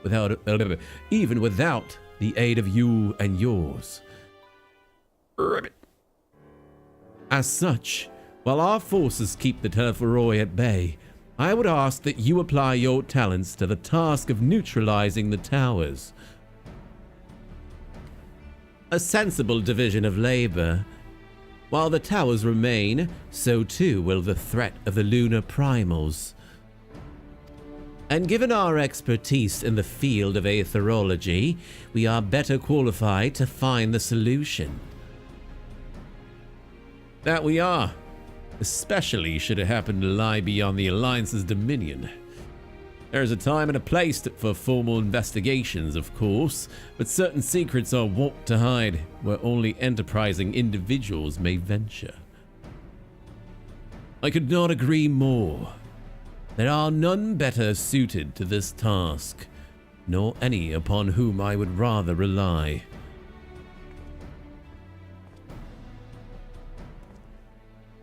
On behalf of the Alliance, I thank you. We look forward to receiving any information you are able to uncover. And with that, I must take my leave. Should you have need of assistance, pray do not hesitate to ask. Fare you well, my friends. Fare you well.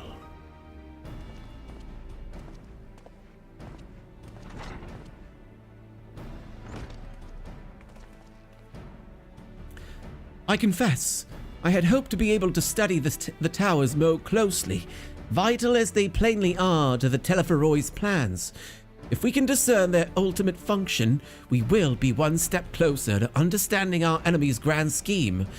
Should we succeed in neutralizing them, of course, it is all but certain that the Telephoroi will mount an all-out invasion.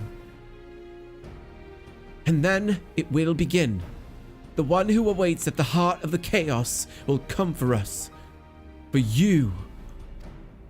Yet in the end, our true nemesis may be the calamity to end all calamities. The final days themselves. Yes, all right, Alphanod. We need a plan, not portents. As Thancred so eloquently pointed out, we are in a position to seek information from all manner of places, not least Charlayan. According to Kryl, the Forum have been more secretive than ever of late. While this may be related to the appearance of the Telephoroi, that remains a matter of speculation. But one thing is clear. The Forum is determined to keep us from discovering the truth. Master Fortuno's performance at the Lotus stand was enough to convince me of that. The matter bereath further investigation. I do heartily concur. Nor can I think of a more promising place to look for the answers we seek on the matter of the towers. Charlayan hath ever been the wellspring of etherological knowledge. I care not where we go. Here or there, my lance will be ready. And what of you, Valkyria? Might you be persuaded to join us?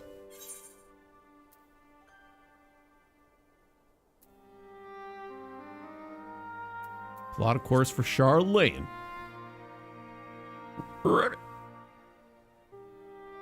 Hear, hear. It is time we laid bare of the Telephoroi's dark designs. It appears we are in agreement. We have but to wait for Kryl to secure the necessary permissions. In the meantime, there is a matter I would investigate. Does it involve tall structures? By strange coincidence, it does. At present, I have only a creeping suspicion, but with your help, I will soon find out whether my fears are warranted.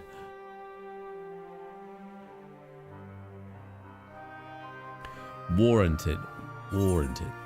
Death unto dawn. Shush.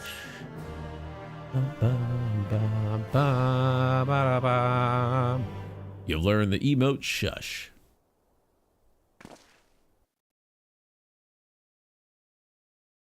Meanwhile, in the Garlean capital.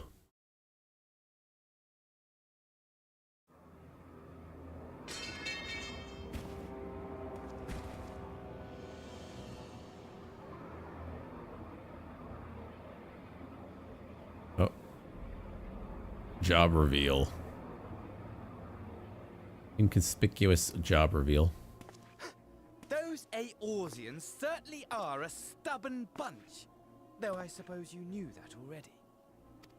My plan to redirect the ether from Cartano came to a rather less than satisfactory conclusion. It was, in many respects, an abject failure.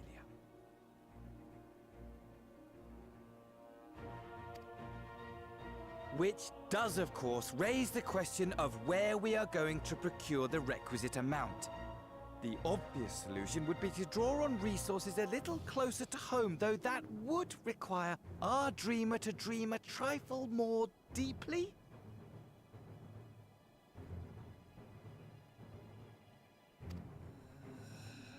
So be it.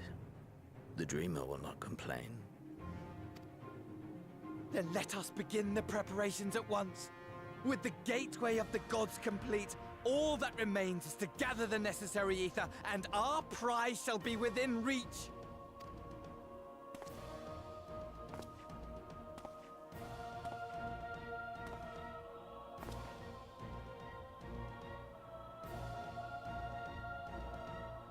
The time has come to fulfill your heart's desire, my desire!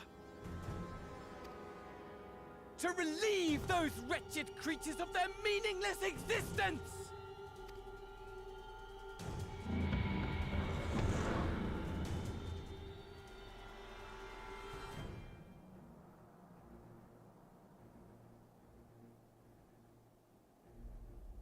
While I await you, I shall drink a sea of souls and gorge myself upon the darkened moon.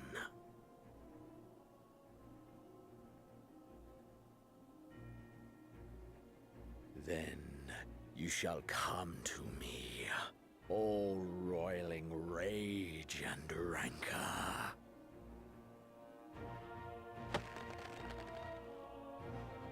And the stars shall bear witness to our final contest.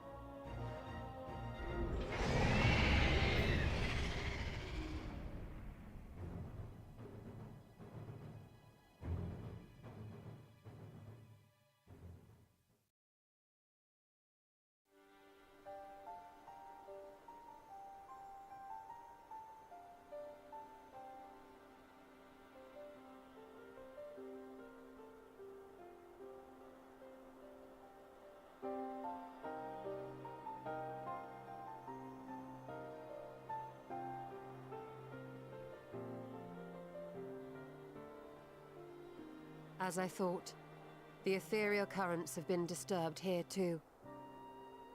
Rally. Get out of here. Leave Harith alone!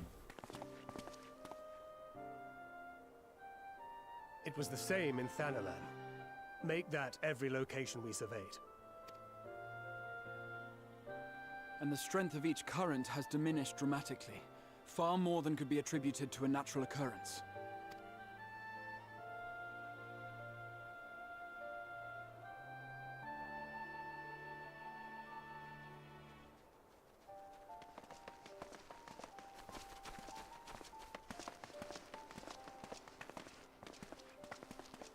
I really need to stop drinking this coffee. It's almost 7 o'clock. Bringest thou from Dravania?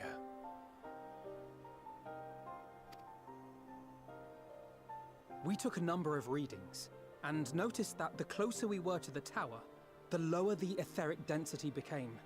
In short,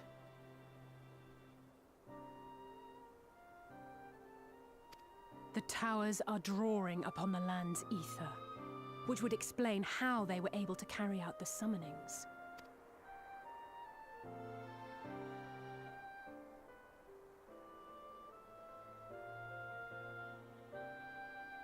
Our allies must be informed of this. We should return to the Rising Stones and have Tataru relay our findings to them.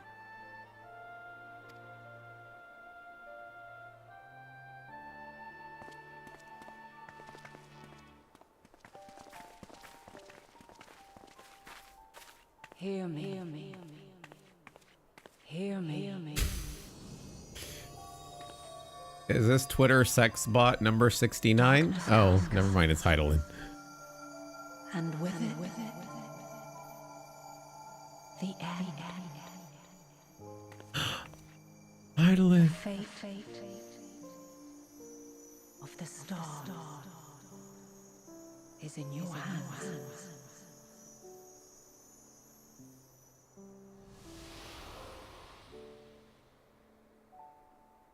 Ribbit. Ribbit. I do have hands. What are you talking about? Frog hands. All right back there. Sorry, I'm having a moment. I just hit the bong, okay? I saw a camel on that hill. behind a rainbow. Can't handle this dankness, Estinian. Oh yeah, the glowing orange. I forgot about that. Right. The big Cheeto ball in the sky. At solemn dawn, grim purpose shines and gazes cast towards moonlight. Thus does our final curtain rise. Your steps to guide... What? I missed it. Dang it. Ah, I missed the text. Fuck. I gotta look up the text again because I didn't take the time to read that fast enough. Final Fantasy XIV Endwalker. Cutscene text. What was it? How do I... Is there a way to, like, find a screenshot of that? Death unto dawn.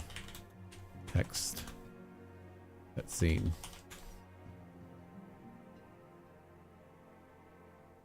I can't find anything about it. I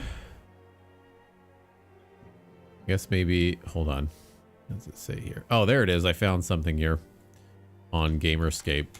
That's useful. At solemn dawn, grim purpose shines and gazes cast towards moonlit sky. Thus does our final curtain rise. Your steps to guide what end betides.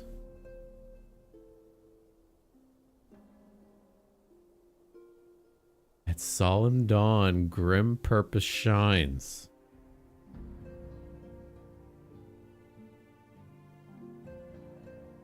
Solemn dawn.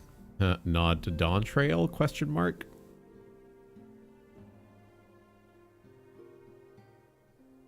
Thus does our final curtain rise. Your steps to guide what end betide. Okay. Got it.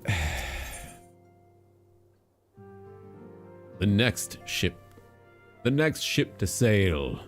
Alpha is feeling the need to take stock. Valkyria, you have some time to talk. No. I would like to gather everyone in Dawn's Respite and together assess the situation in which we find ourselves. Cinematic? Oh, never mind.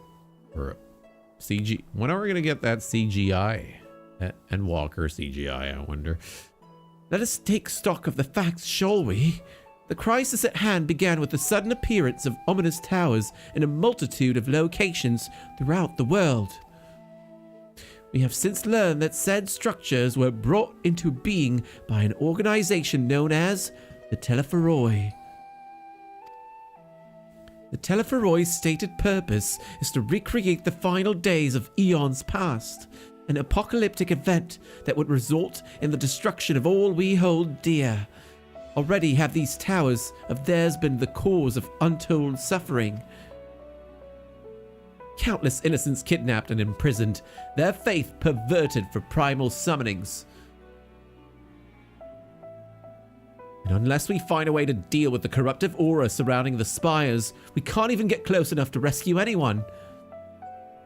Those shielded with the blessing of light seem able to resist being tempered at least. But after what happened at Erenvold and Fordola, we need to be very, very careful about how we proceed. Yet while these threats close to home are of paramount concern, we mustn't lose sight of the situation in Garlemald.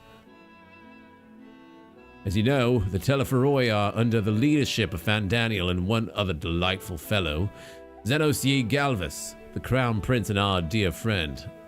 Today he's reclaimed his old body, murdered Emperor Varus, and plunged Garlemald into an even deeper pit of chaos. The capital has probably seen the worst of it. For a good while there, it saw the bloodiest fighting in the War of Succession. But that has since changed, and in troubling ways. I, During our reconnaissance, the air was not once rent by the barking of cannons or the cries of discord. It was an eerie fog of silence which did blanket that ruined city. The inhabitants appeared to have been tempered, and with nary a word spoken did they labor to transform the palace into a soaring edifice born of nightmares. If they were indeed made thralls, it seems safe to assume that these events, too, were orchestrated by the Telephoroi. An army of primals is awful enough, but in light of recent developments, I fear it is only the prelude to an even greater catastrophe. We need to devise a means to counter this threat, and quickly, before our allies are overwhelmed.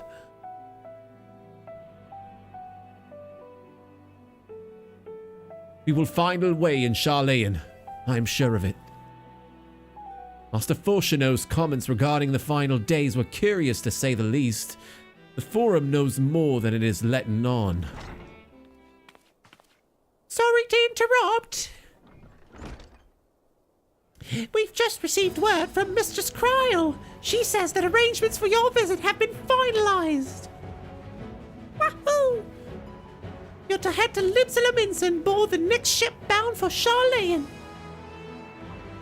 And on arrival, present yourselves as associates of the students of Baldesion, come to assist with the Order's restoration.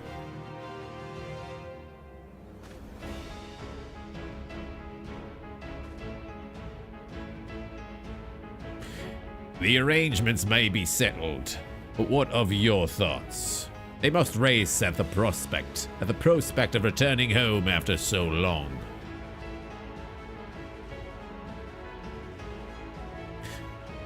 I am eager to see it, of course.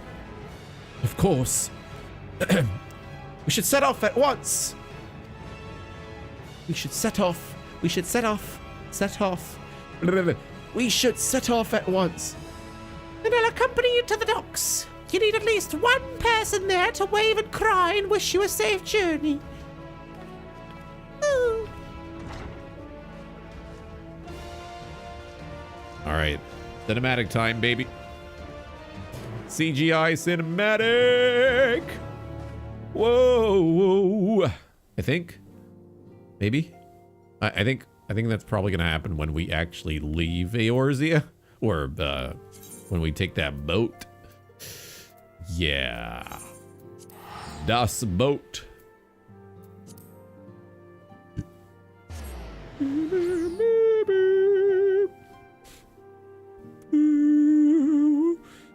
Lemon lasagna, the lower decks.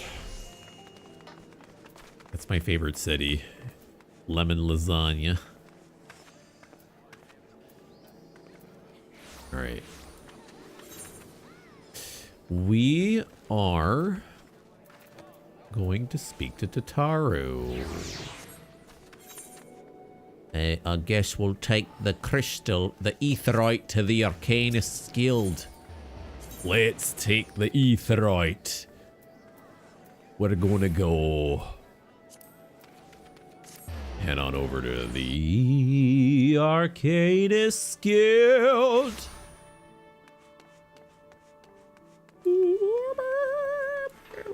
All right. Hello, Tataru.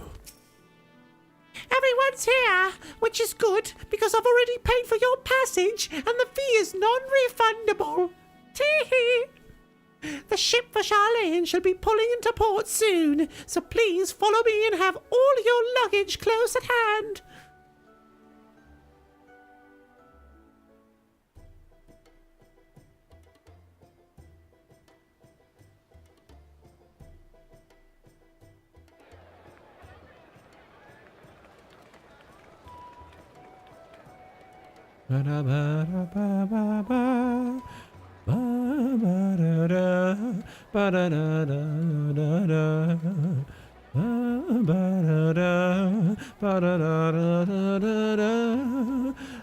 We've almost finished loading our cargo. We should be ready to depart right on schedule, or so I'm told. Schedule. On schedule. Excellent. 'Tis nice to have a smooth beginning to one's journey, at the very least. It's funny.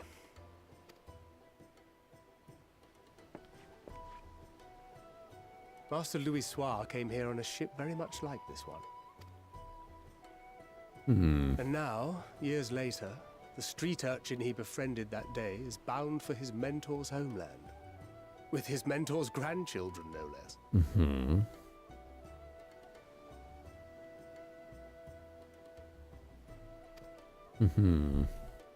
Aye.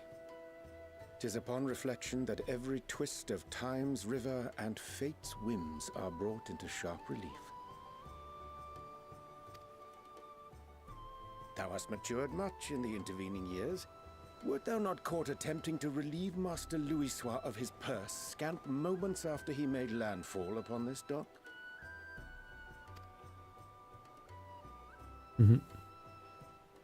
Oh, really?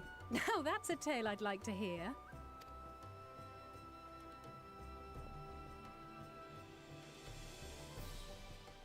Will this be your first visit to Charlian, Sir Estinian?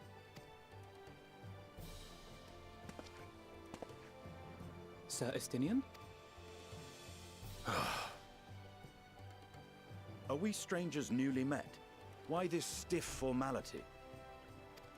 I, merely meant it as a professional courtesy, since we are now colleagues in an official sense. I'd rather you dispense with the sirs, especially in private company. Or I'll be forced to respond in kind. Little Lord Alphino. You've made your point, Estinian. Painfully well. Better.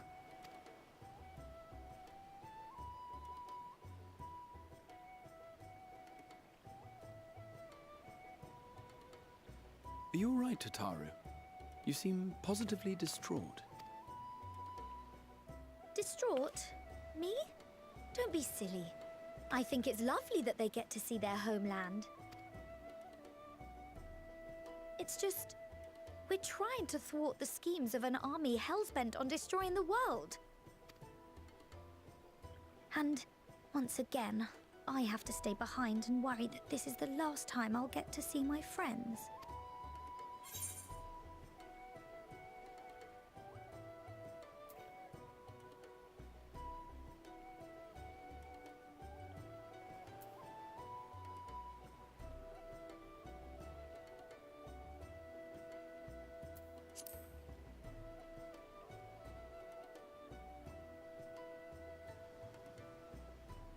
I'll hold you to that. Ah, good. You're still here. Hori! Kultine! What brings you all this way? We're to assist the Maelstrom and the Kobolds with a lunar primal operation, so we thought we'd see you off before heading to the tower. Flamine and the others wish you all a safe journey, and promise that they'll look after things here until you return. We will too, of course. Aye, we your fellow Scions of the Seventh Dawn will do our part to ensure the end of the world won't happen on our watch.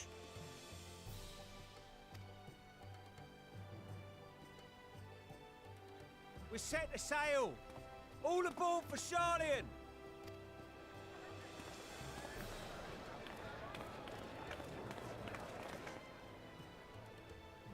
It's time. Then we must delay no longer. We will contact you the moment we learn aught of value. Wish us luck.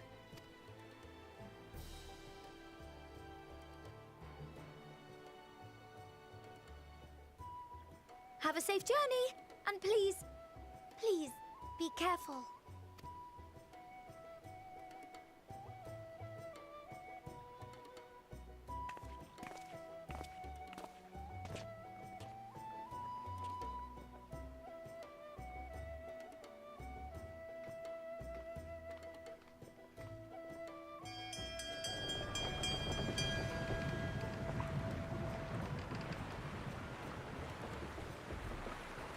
And so you venture forth unto the unknown. A fate beyond the horizon that cannot be divined. A future undefined and in flux. In uncertain times, naught but the simplest words of wisdom will suffice.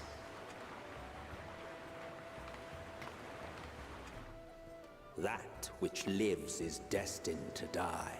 Love leads to loss. Every beginning has an end.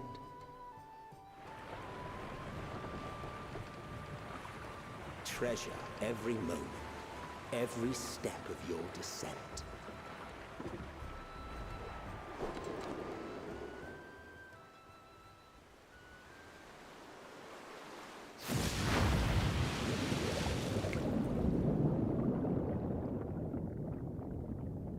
And there, in the depths where souls and stars rest, find your truth.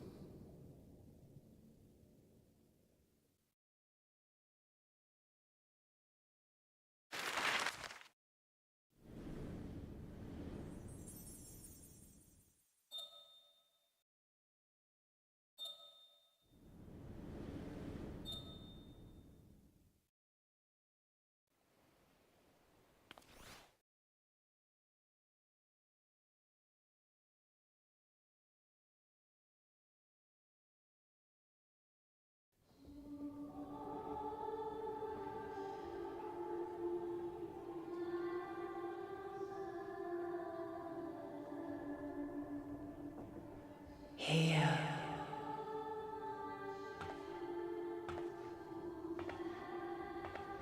Feel.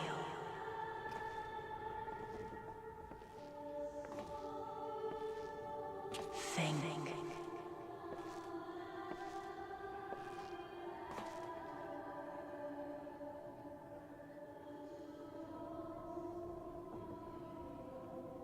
The day has barely dawned, my fellow earlier riser. Though we're hardly alone in that. Envious of those still sleeping soundly, no doubt.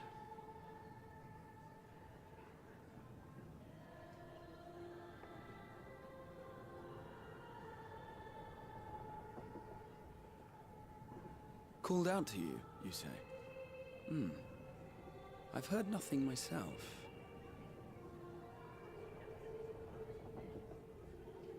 In any case, I dare say the sea air will do you good. Why not join the others on deck? Charlian should be coming into view at any moment.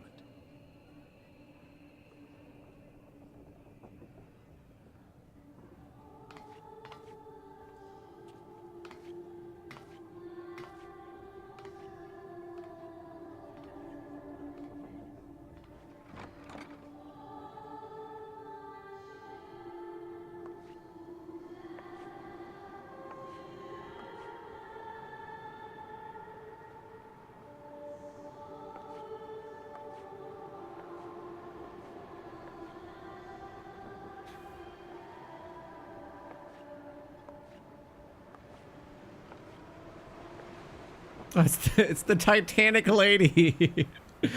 I'm kidding. Oh, fuck. Gonna give me that diamond ring or what? I don't. You're gonna drop it in the sea. Who knows? She kind of has like an Elden Ring type My voice hairstyle. yet reaches you. I am glad. Hear, feel, think. Think? I ain't got no brain cells. And thus do we meet face to face at last. My warrior of light, guided by the crystal.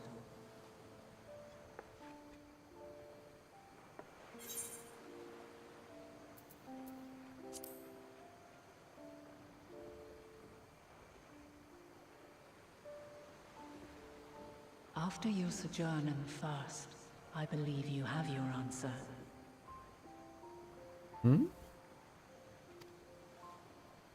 You have gained an understanding of what I truly am, what Hydaelyn has always been, a primal.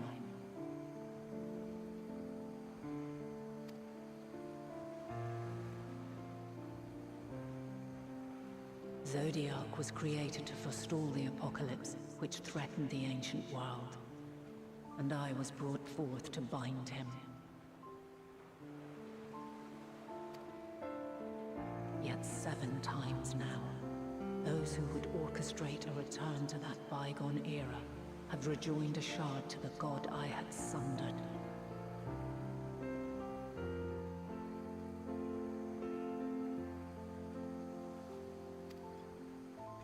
The greater his strength grows, the swifter does mine own diminish. The power to draw your mind into the rift betwixt is no longer mine to wield. Yet though it taxes me sorely, I dare not leave these words unsaid.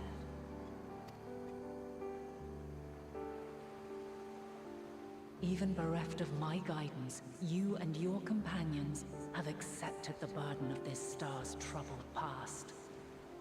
A conjunction has begun to form, an intertwining of your time and mine.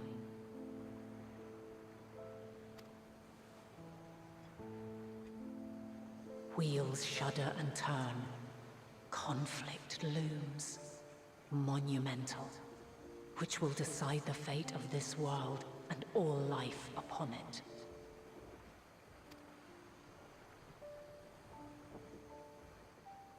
When you truly understand what is at stake, and your journey has prepared you to surmount the insurmountable,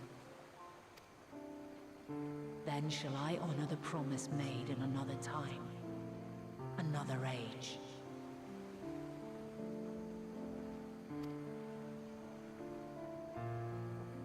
Cast your peepers to the fore, folks. Sharlayan's just over yonder. I will not keep you further. Your traveler's heart must yearn to behold this unfamiliar land. We shall meet again, and soon.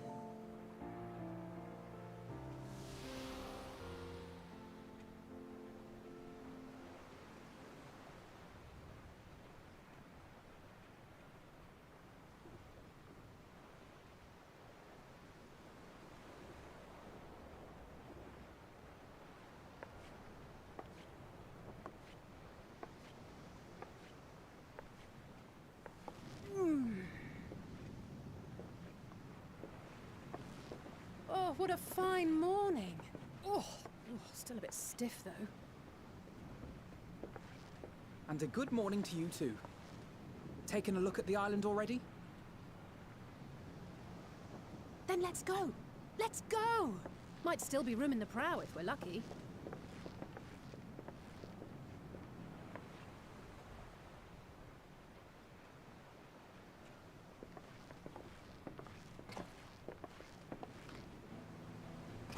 Ah, the sleepers have arisen. There she is. Good old Sharlayan. Oh, I see it.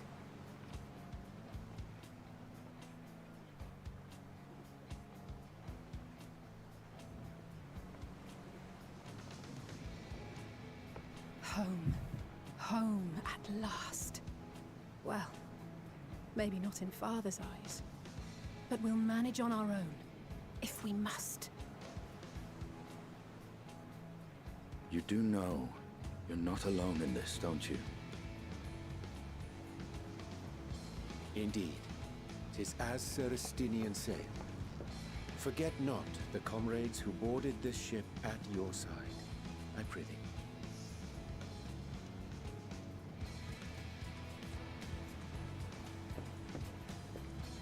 Thank you, my friends. We are ever grateful for your steadfast support. Upon arrival, we will be disembarking into the heart of Sharlayan proper.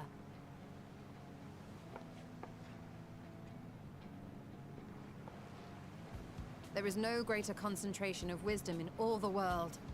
I am confident that somewhere within that center of knowledge and learning, we will find the answers we seek.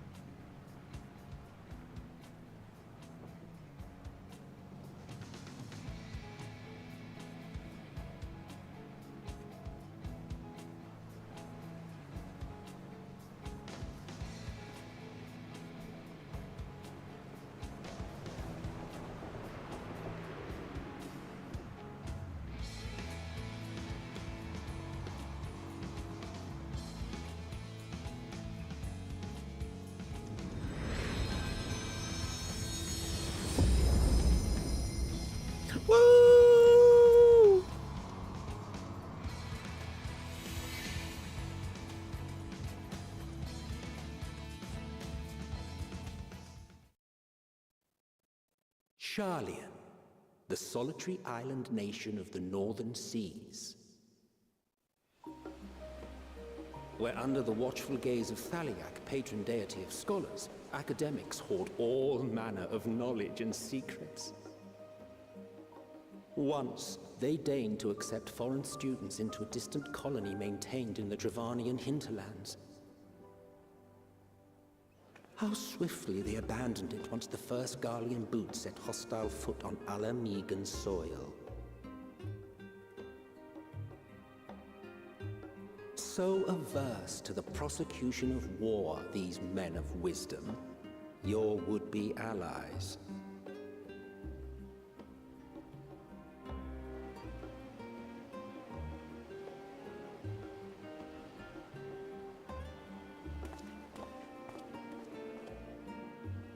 I thought they'd never let us off the ship. What's next then? Entry applications? Hopefully they find no cause to deny us.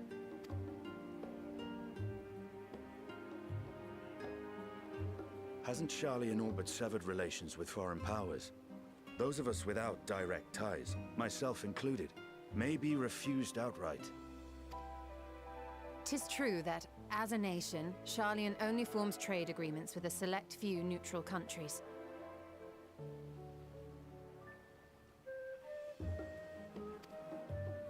But from a practical standpoint, an island cannot afford to be overly strict with its borders, especially not if that island's people are wholly devoted to the accumulation of knowledge. If one submits the proper paperwork, with satisfactory evidence of identity and intent, then foreigners may be granted entry. May.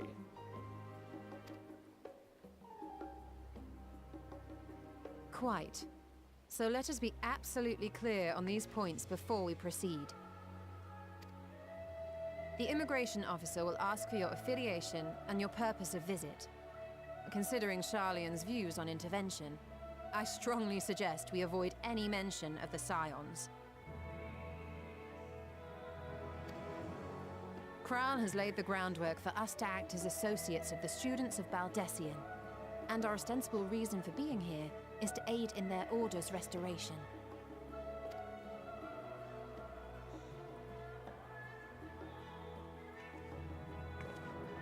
Grahatir, it might expedite our progress should an actual student be seen at the head of our little group.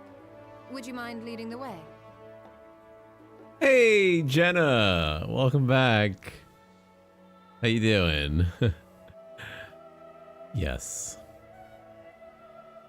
The first Pepe, breaker of internet memes. Valkyria Luthgard. Am I enjoying post?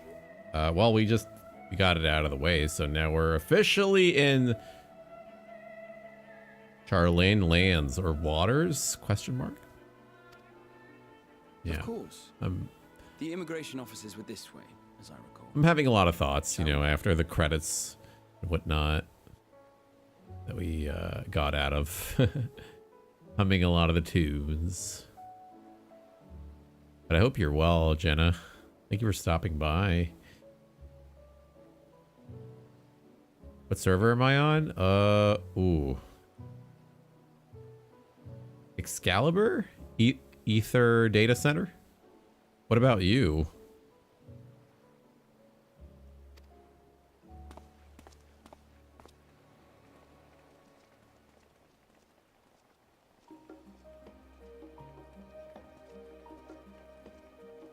Aha, so we're on the same data center. Cool, We've cool, just cool. arrived and are eager to make our way into the city. Would you be so kind as to process our entry applications? Certainly. I see by your mark you are an Archon. I am. Grahat here of the Students of Baldessian at your service. I was assigned to an Eorzean survey team, but have returned to assist with the reformation of my order. My associates here will provide additional support.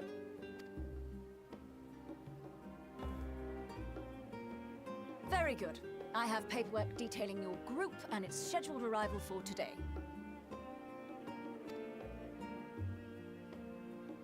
And it seems some few of your companions are also Archons. If you'll step forward, we can process those applications first.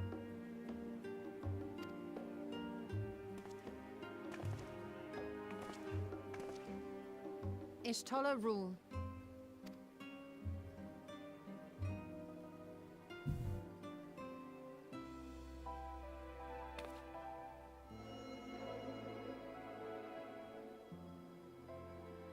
See how it glows? That list is etherically linked with a citizen registry kept in the main repository.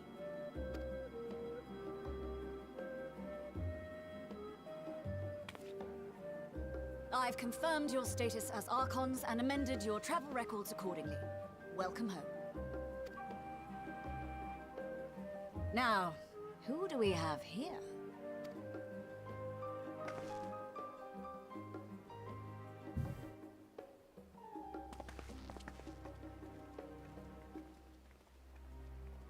Alphino Leveilleur. And Alize Leveilleur.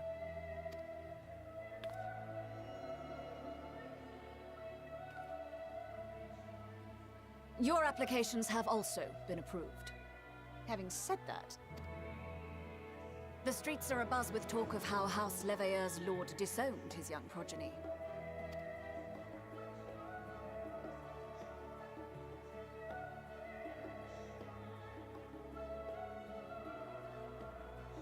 And while such personal circumstances constitute no reason to deny you entry, I urge you to avoid exacerbating your present situation. Times are quite troubled enough already. Okay, Lala Karen. We shall keep that in mind.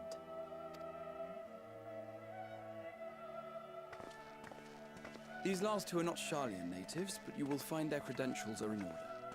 An application was made in advance.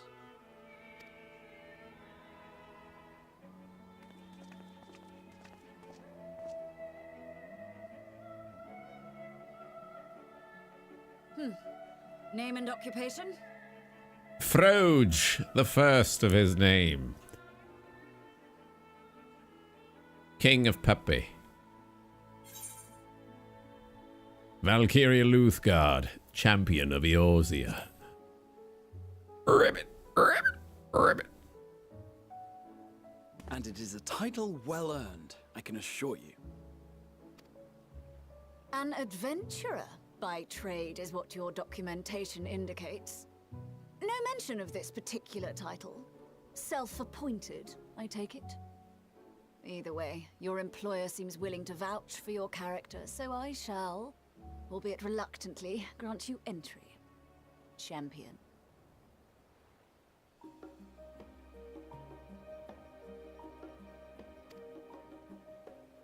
And you, sir? Estinian Valino, formerly of the Order of the Knights Dragoon in Ishgard. Formally, at least. And what, pray tell, is your profession now?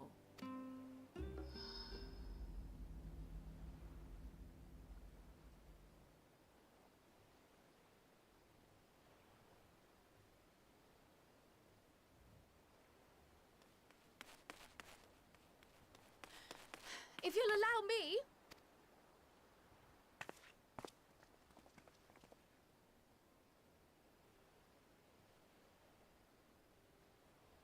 My associate is a mercenary, hired for his strength at arms. Surely you are aware of the dangers we often face on our forays into the wilderness. Mistress Baldessian, if you insist on sponsoring his entry, then so be it. But while I appreciate that desperate times call for desperate measures, I find your choice of company concerning. Be advised that even a single misstep may have severe repercussions for your organization. I have every confidence in my chosen company, dear and trusted comrades that they are. But I thank you for your concern.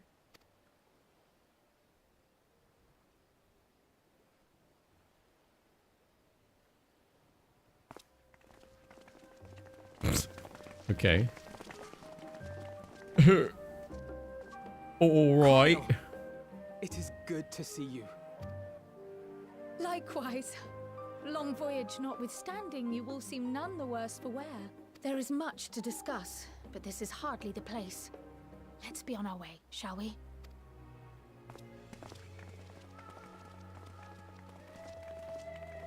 Oh!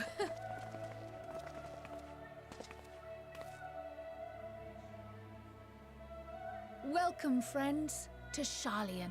Woo!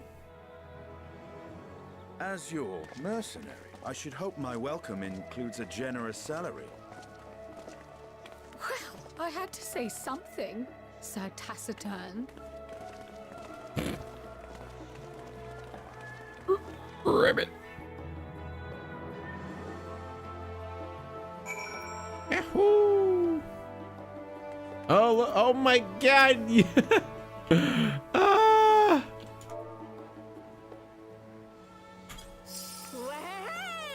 Hooray!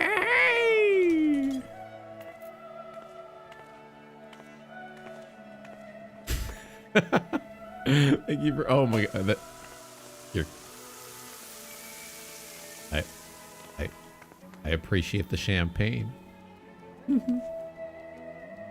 Oh, there's a wabbit. What the hell? A random rabbit popping out of nowhere? Welcome to Endwalker. Woo!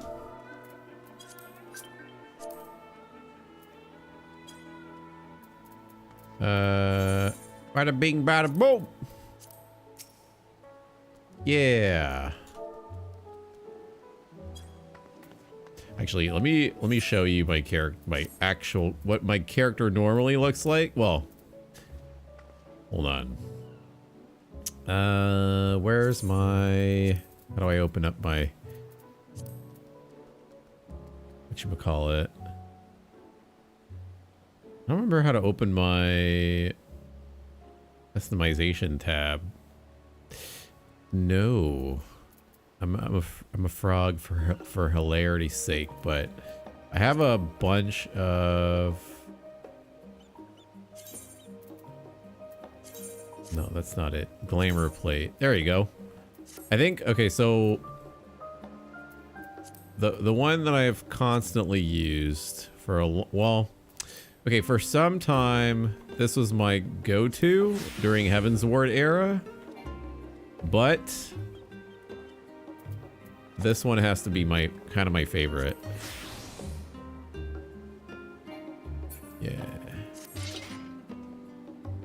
Yeah.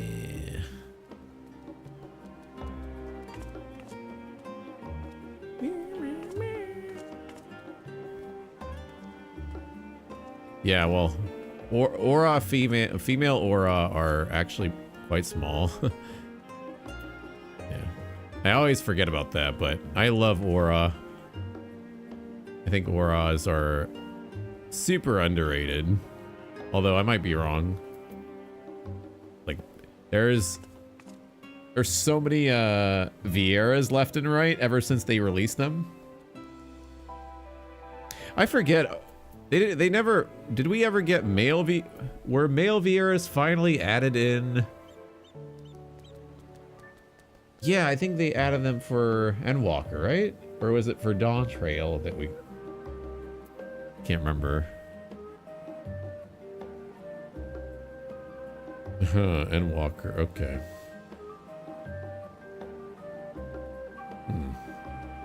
Maybe I'll make an alt account, a male Viera, who knows? I just don't dedicate that much time to Final Fantasy XIV right now to be considering that. But maybe I will. Yeah, right. Hrothgar. Been a long time. I forgot about that. Oh my god, it's already 7:20. I have to go to bed in 40 minutes. So, ladies and gentlemen of the internet, this is going to conclude today's broadcast. Thank you so much for tuning in on our finale of the post-Shadowbringers launch content. Unfortunately, though, I do have to go as I wake up very early at 4 in the morning for work. So, we'll be back tomorrow, hopefully, with our first steps of progress in Final Fantasy XIV Endwalker. In the meantime, If you haven't already, if you're new to the broadcast, make sure to hit the follow button. That way you're a part of the community officially and you get notified for whenever our Final Fantasy XIV streams go live. Also, if you want to keep up with me and my streams a little bit more effectively, why not follow me up on TikTok, Twitter, Instagram, all of which I put out a video reel. Whenever I go live, I put out a video reel letting you guys know over a 30-second video that I'm live on Twitch. Great and surefire way to not miss a stream. And if you want to be a part of the Discord community to stay connected with not only myself, but with the people that congregate in our Twitch space, you can go to discord.gg/IcyVolk for the community hub. We have all sorts of categories: Overwatch, food porn, pets in nature, you name it. And while you wait on the next broadcast, why not check out some of my Overwatch 2 voice impressions? I have the great pleasure of recording a wide variety of Overwatch characters over the last several months as I was knee-deep in the Overwatch business, quote-unquote, which I might or might not get back at some point later this month, depending on how things progress development-wise with Overwatch Blizzard. I mean, I'll probably get back to it, you know, whenever that Juno legendary skin goes out, but there's not much going on right now with Overwatch, unfortunately, now that we've completed that BlizzCon year cycle of 2024. Although now the Overwatch Championship Series is back in its regular cycle, so that's at least something to look forward to. But, yeah, the developers at Overwatch are going to have to cook up a lot of good stuff for us, with Marvel Rivals rivaling its relevancy. You know, the developers at Blizzard really need to start sitting on the edges of their seat now, instead of just giving us the bare minimum. Well, I don't want to say that they're giving us the bare minimum. They have made efforts with the balance changes, at least. They do a really good job with that, more or less, but I don't know, man. There isn't a whole lot of activity for Overwatch when Hazard came out, the newest character, so that's why we're playing Final Fantasy XIV as a bit of a break to sort of, you know, get a bit of breathing room from Overwatch and play something else for a change. But that's it for now, folks. I'm gonna go get ready for sleep, make some food before bed, and we'll be back tomorrow at sometime in the middle of the afternoon, East Coast, by the way, if you're wondering. We're on the East Coast time zone. So I'll see you guys sometime tomorrow at around maybe 3 or 4 p.m. with more Final Fantasy XIV. Thank you so much for your support. We'll see you on the next one. Love you all.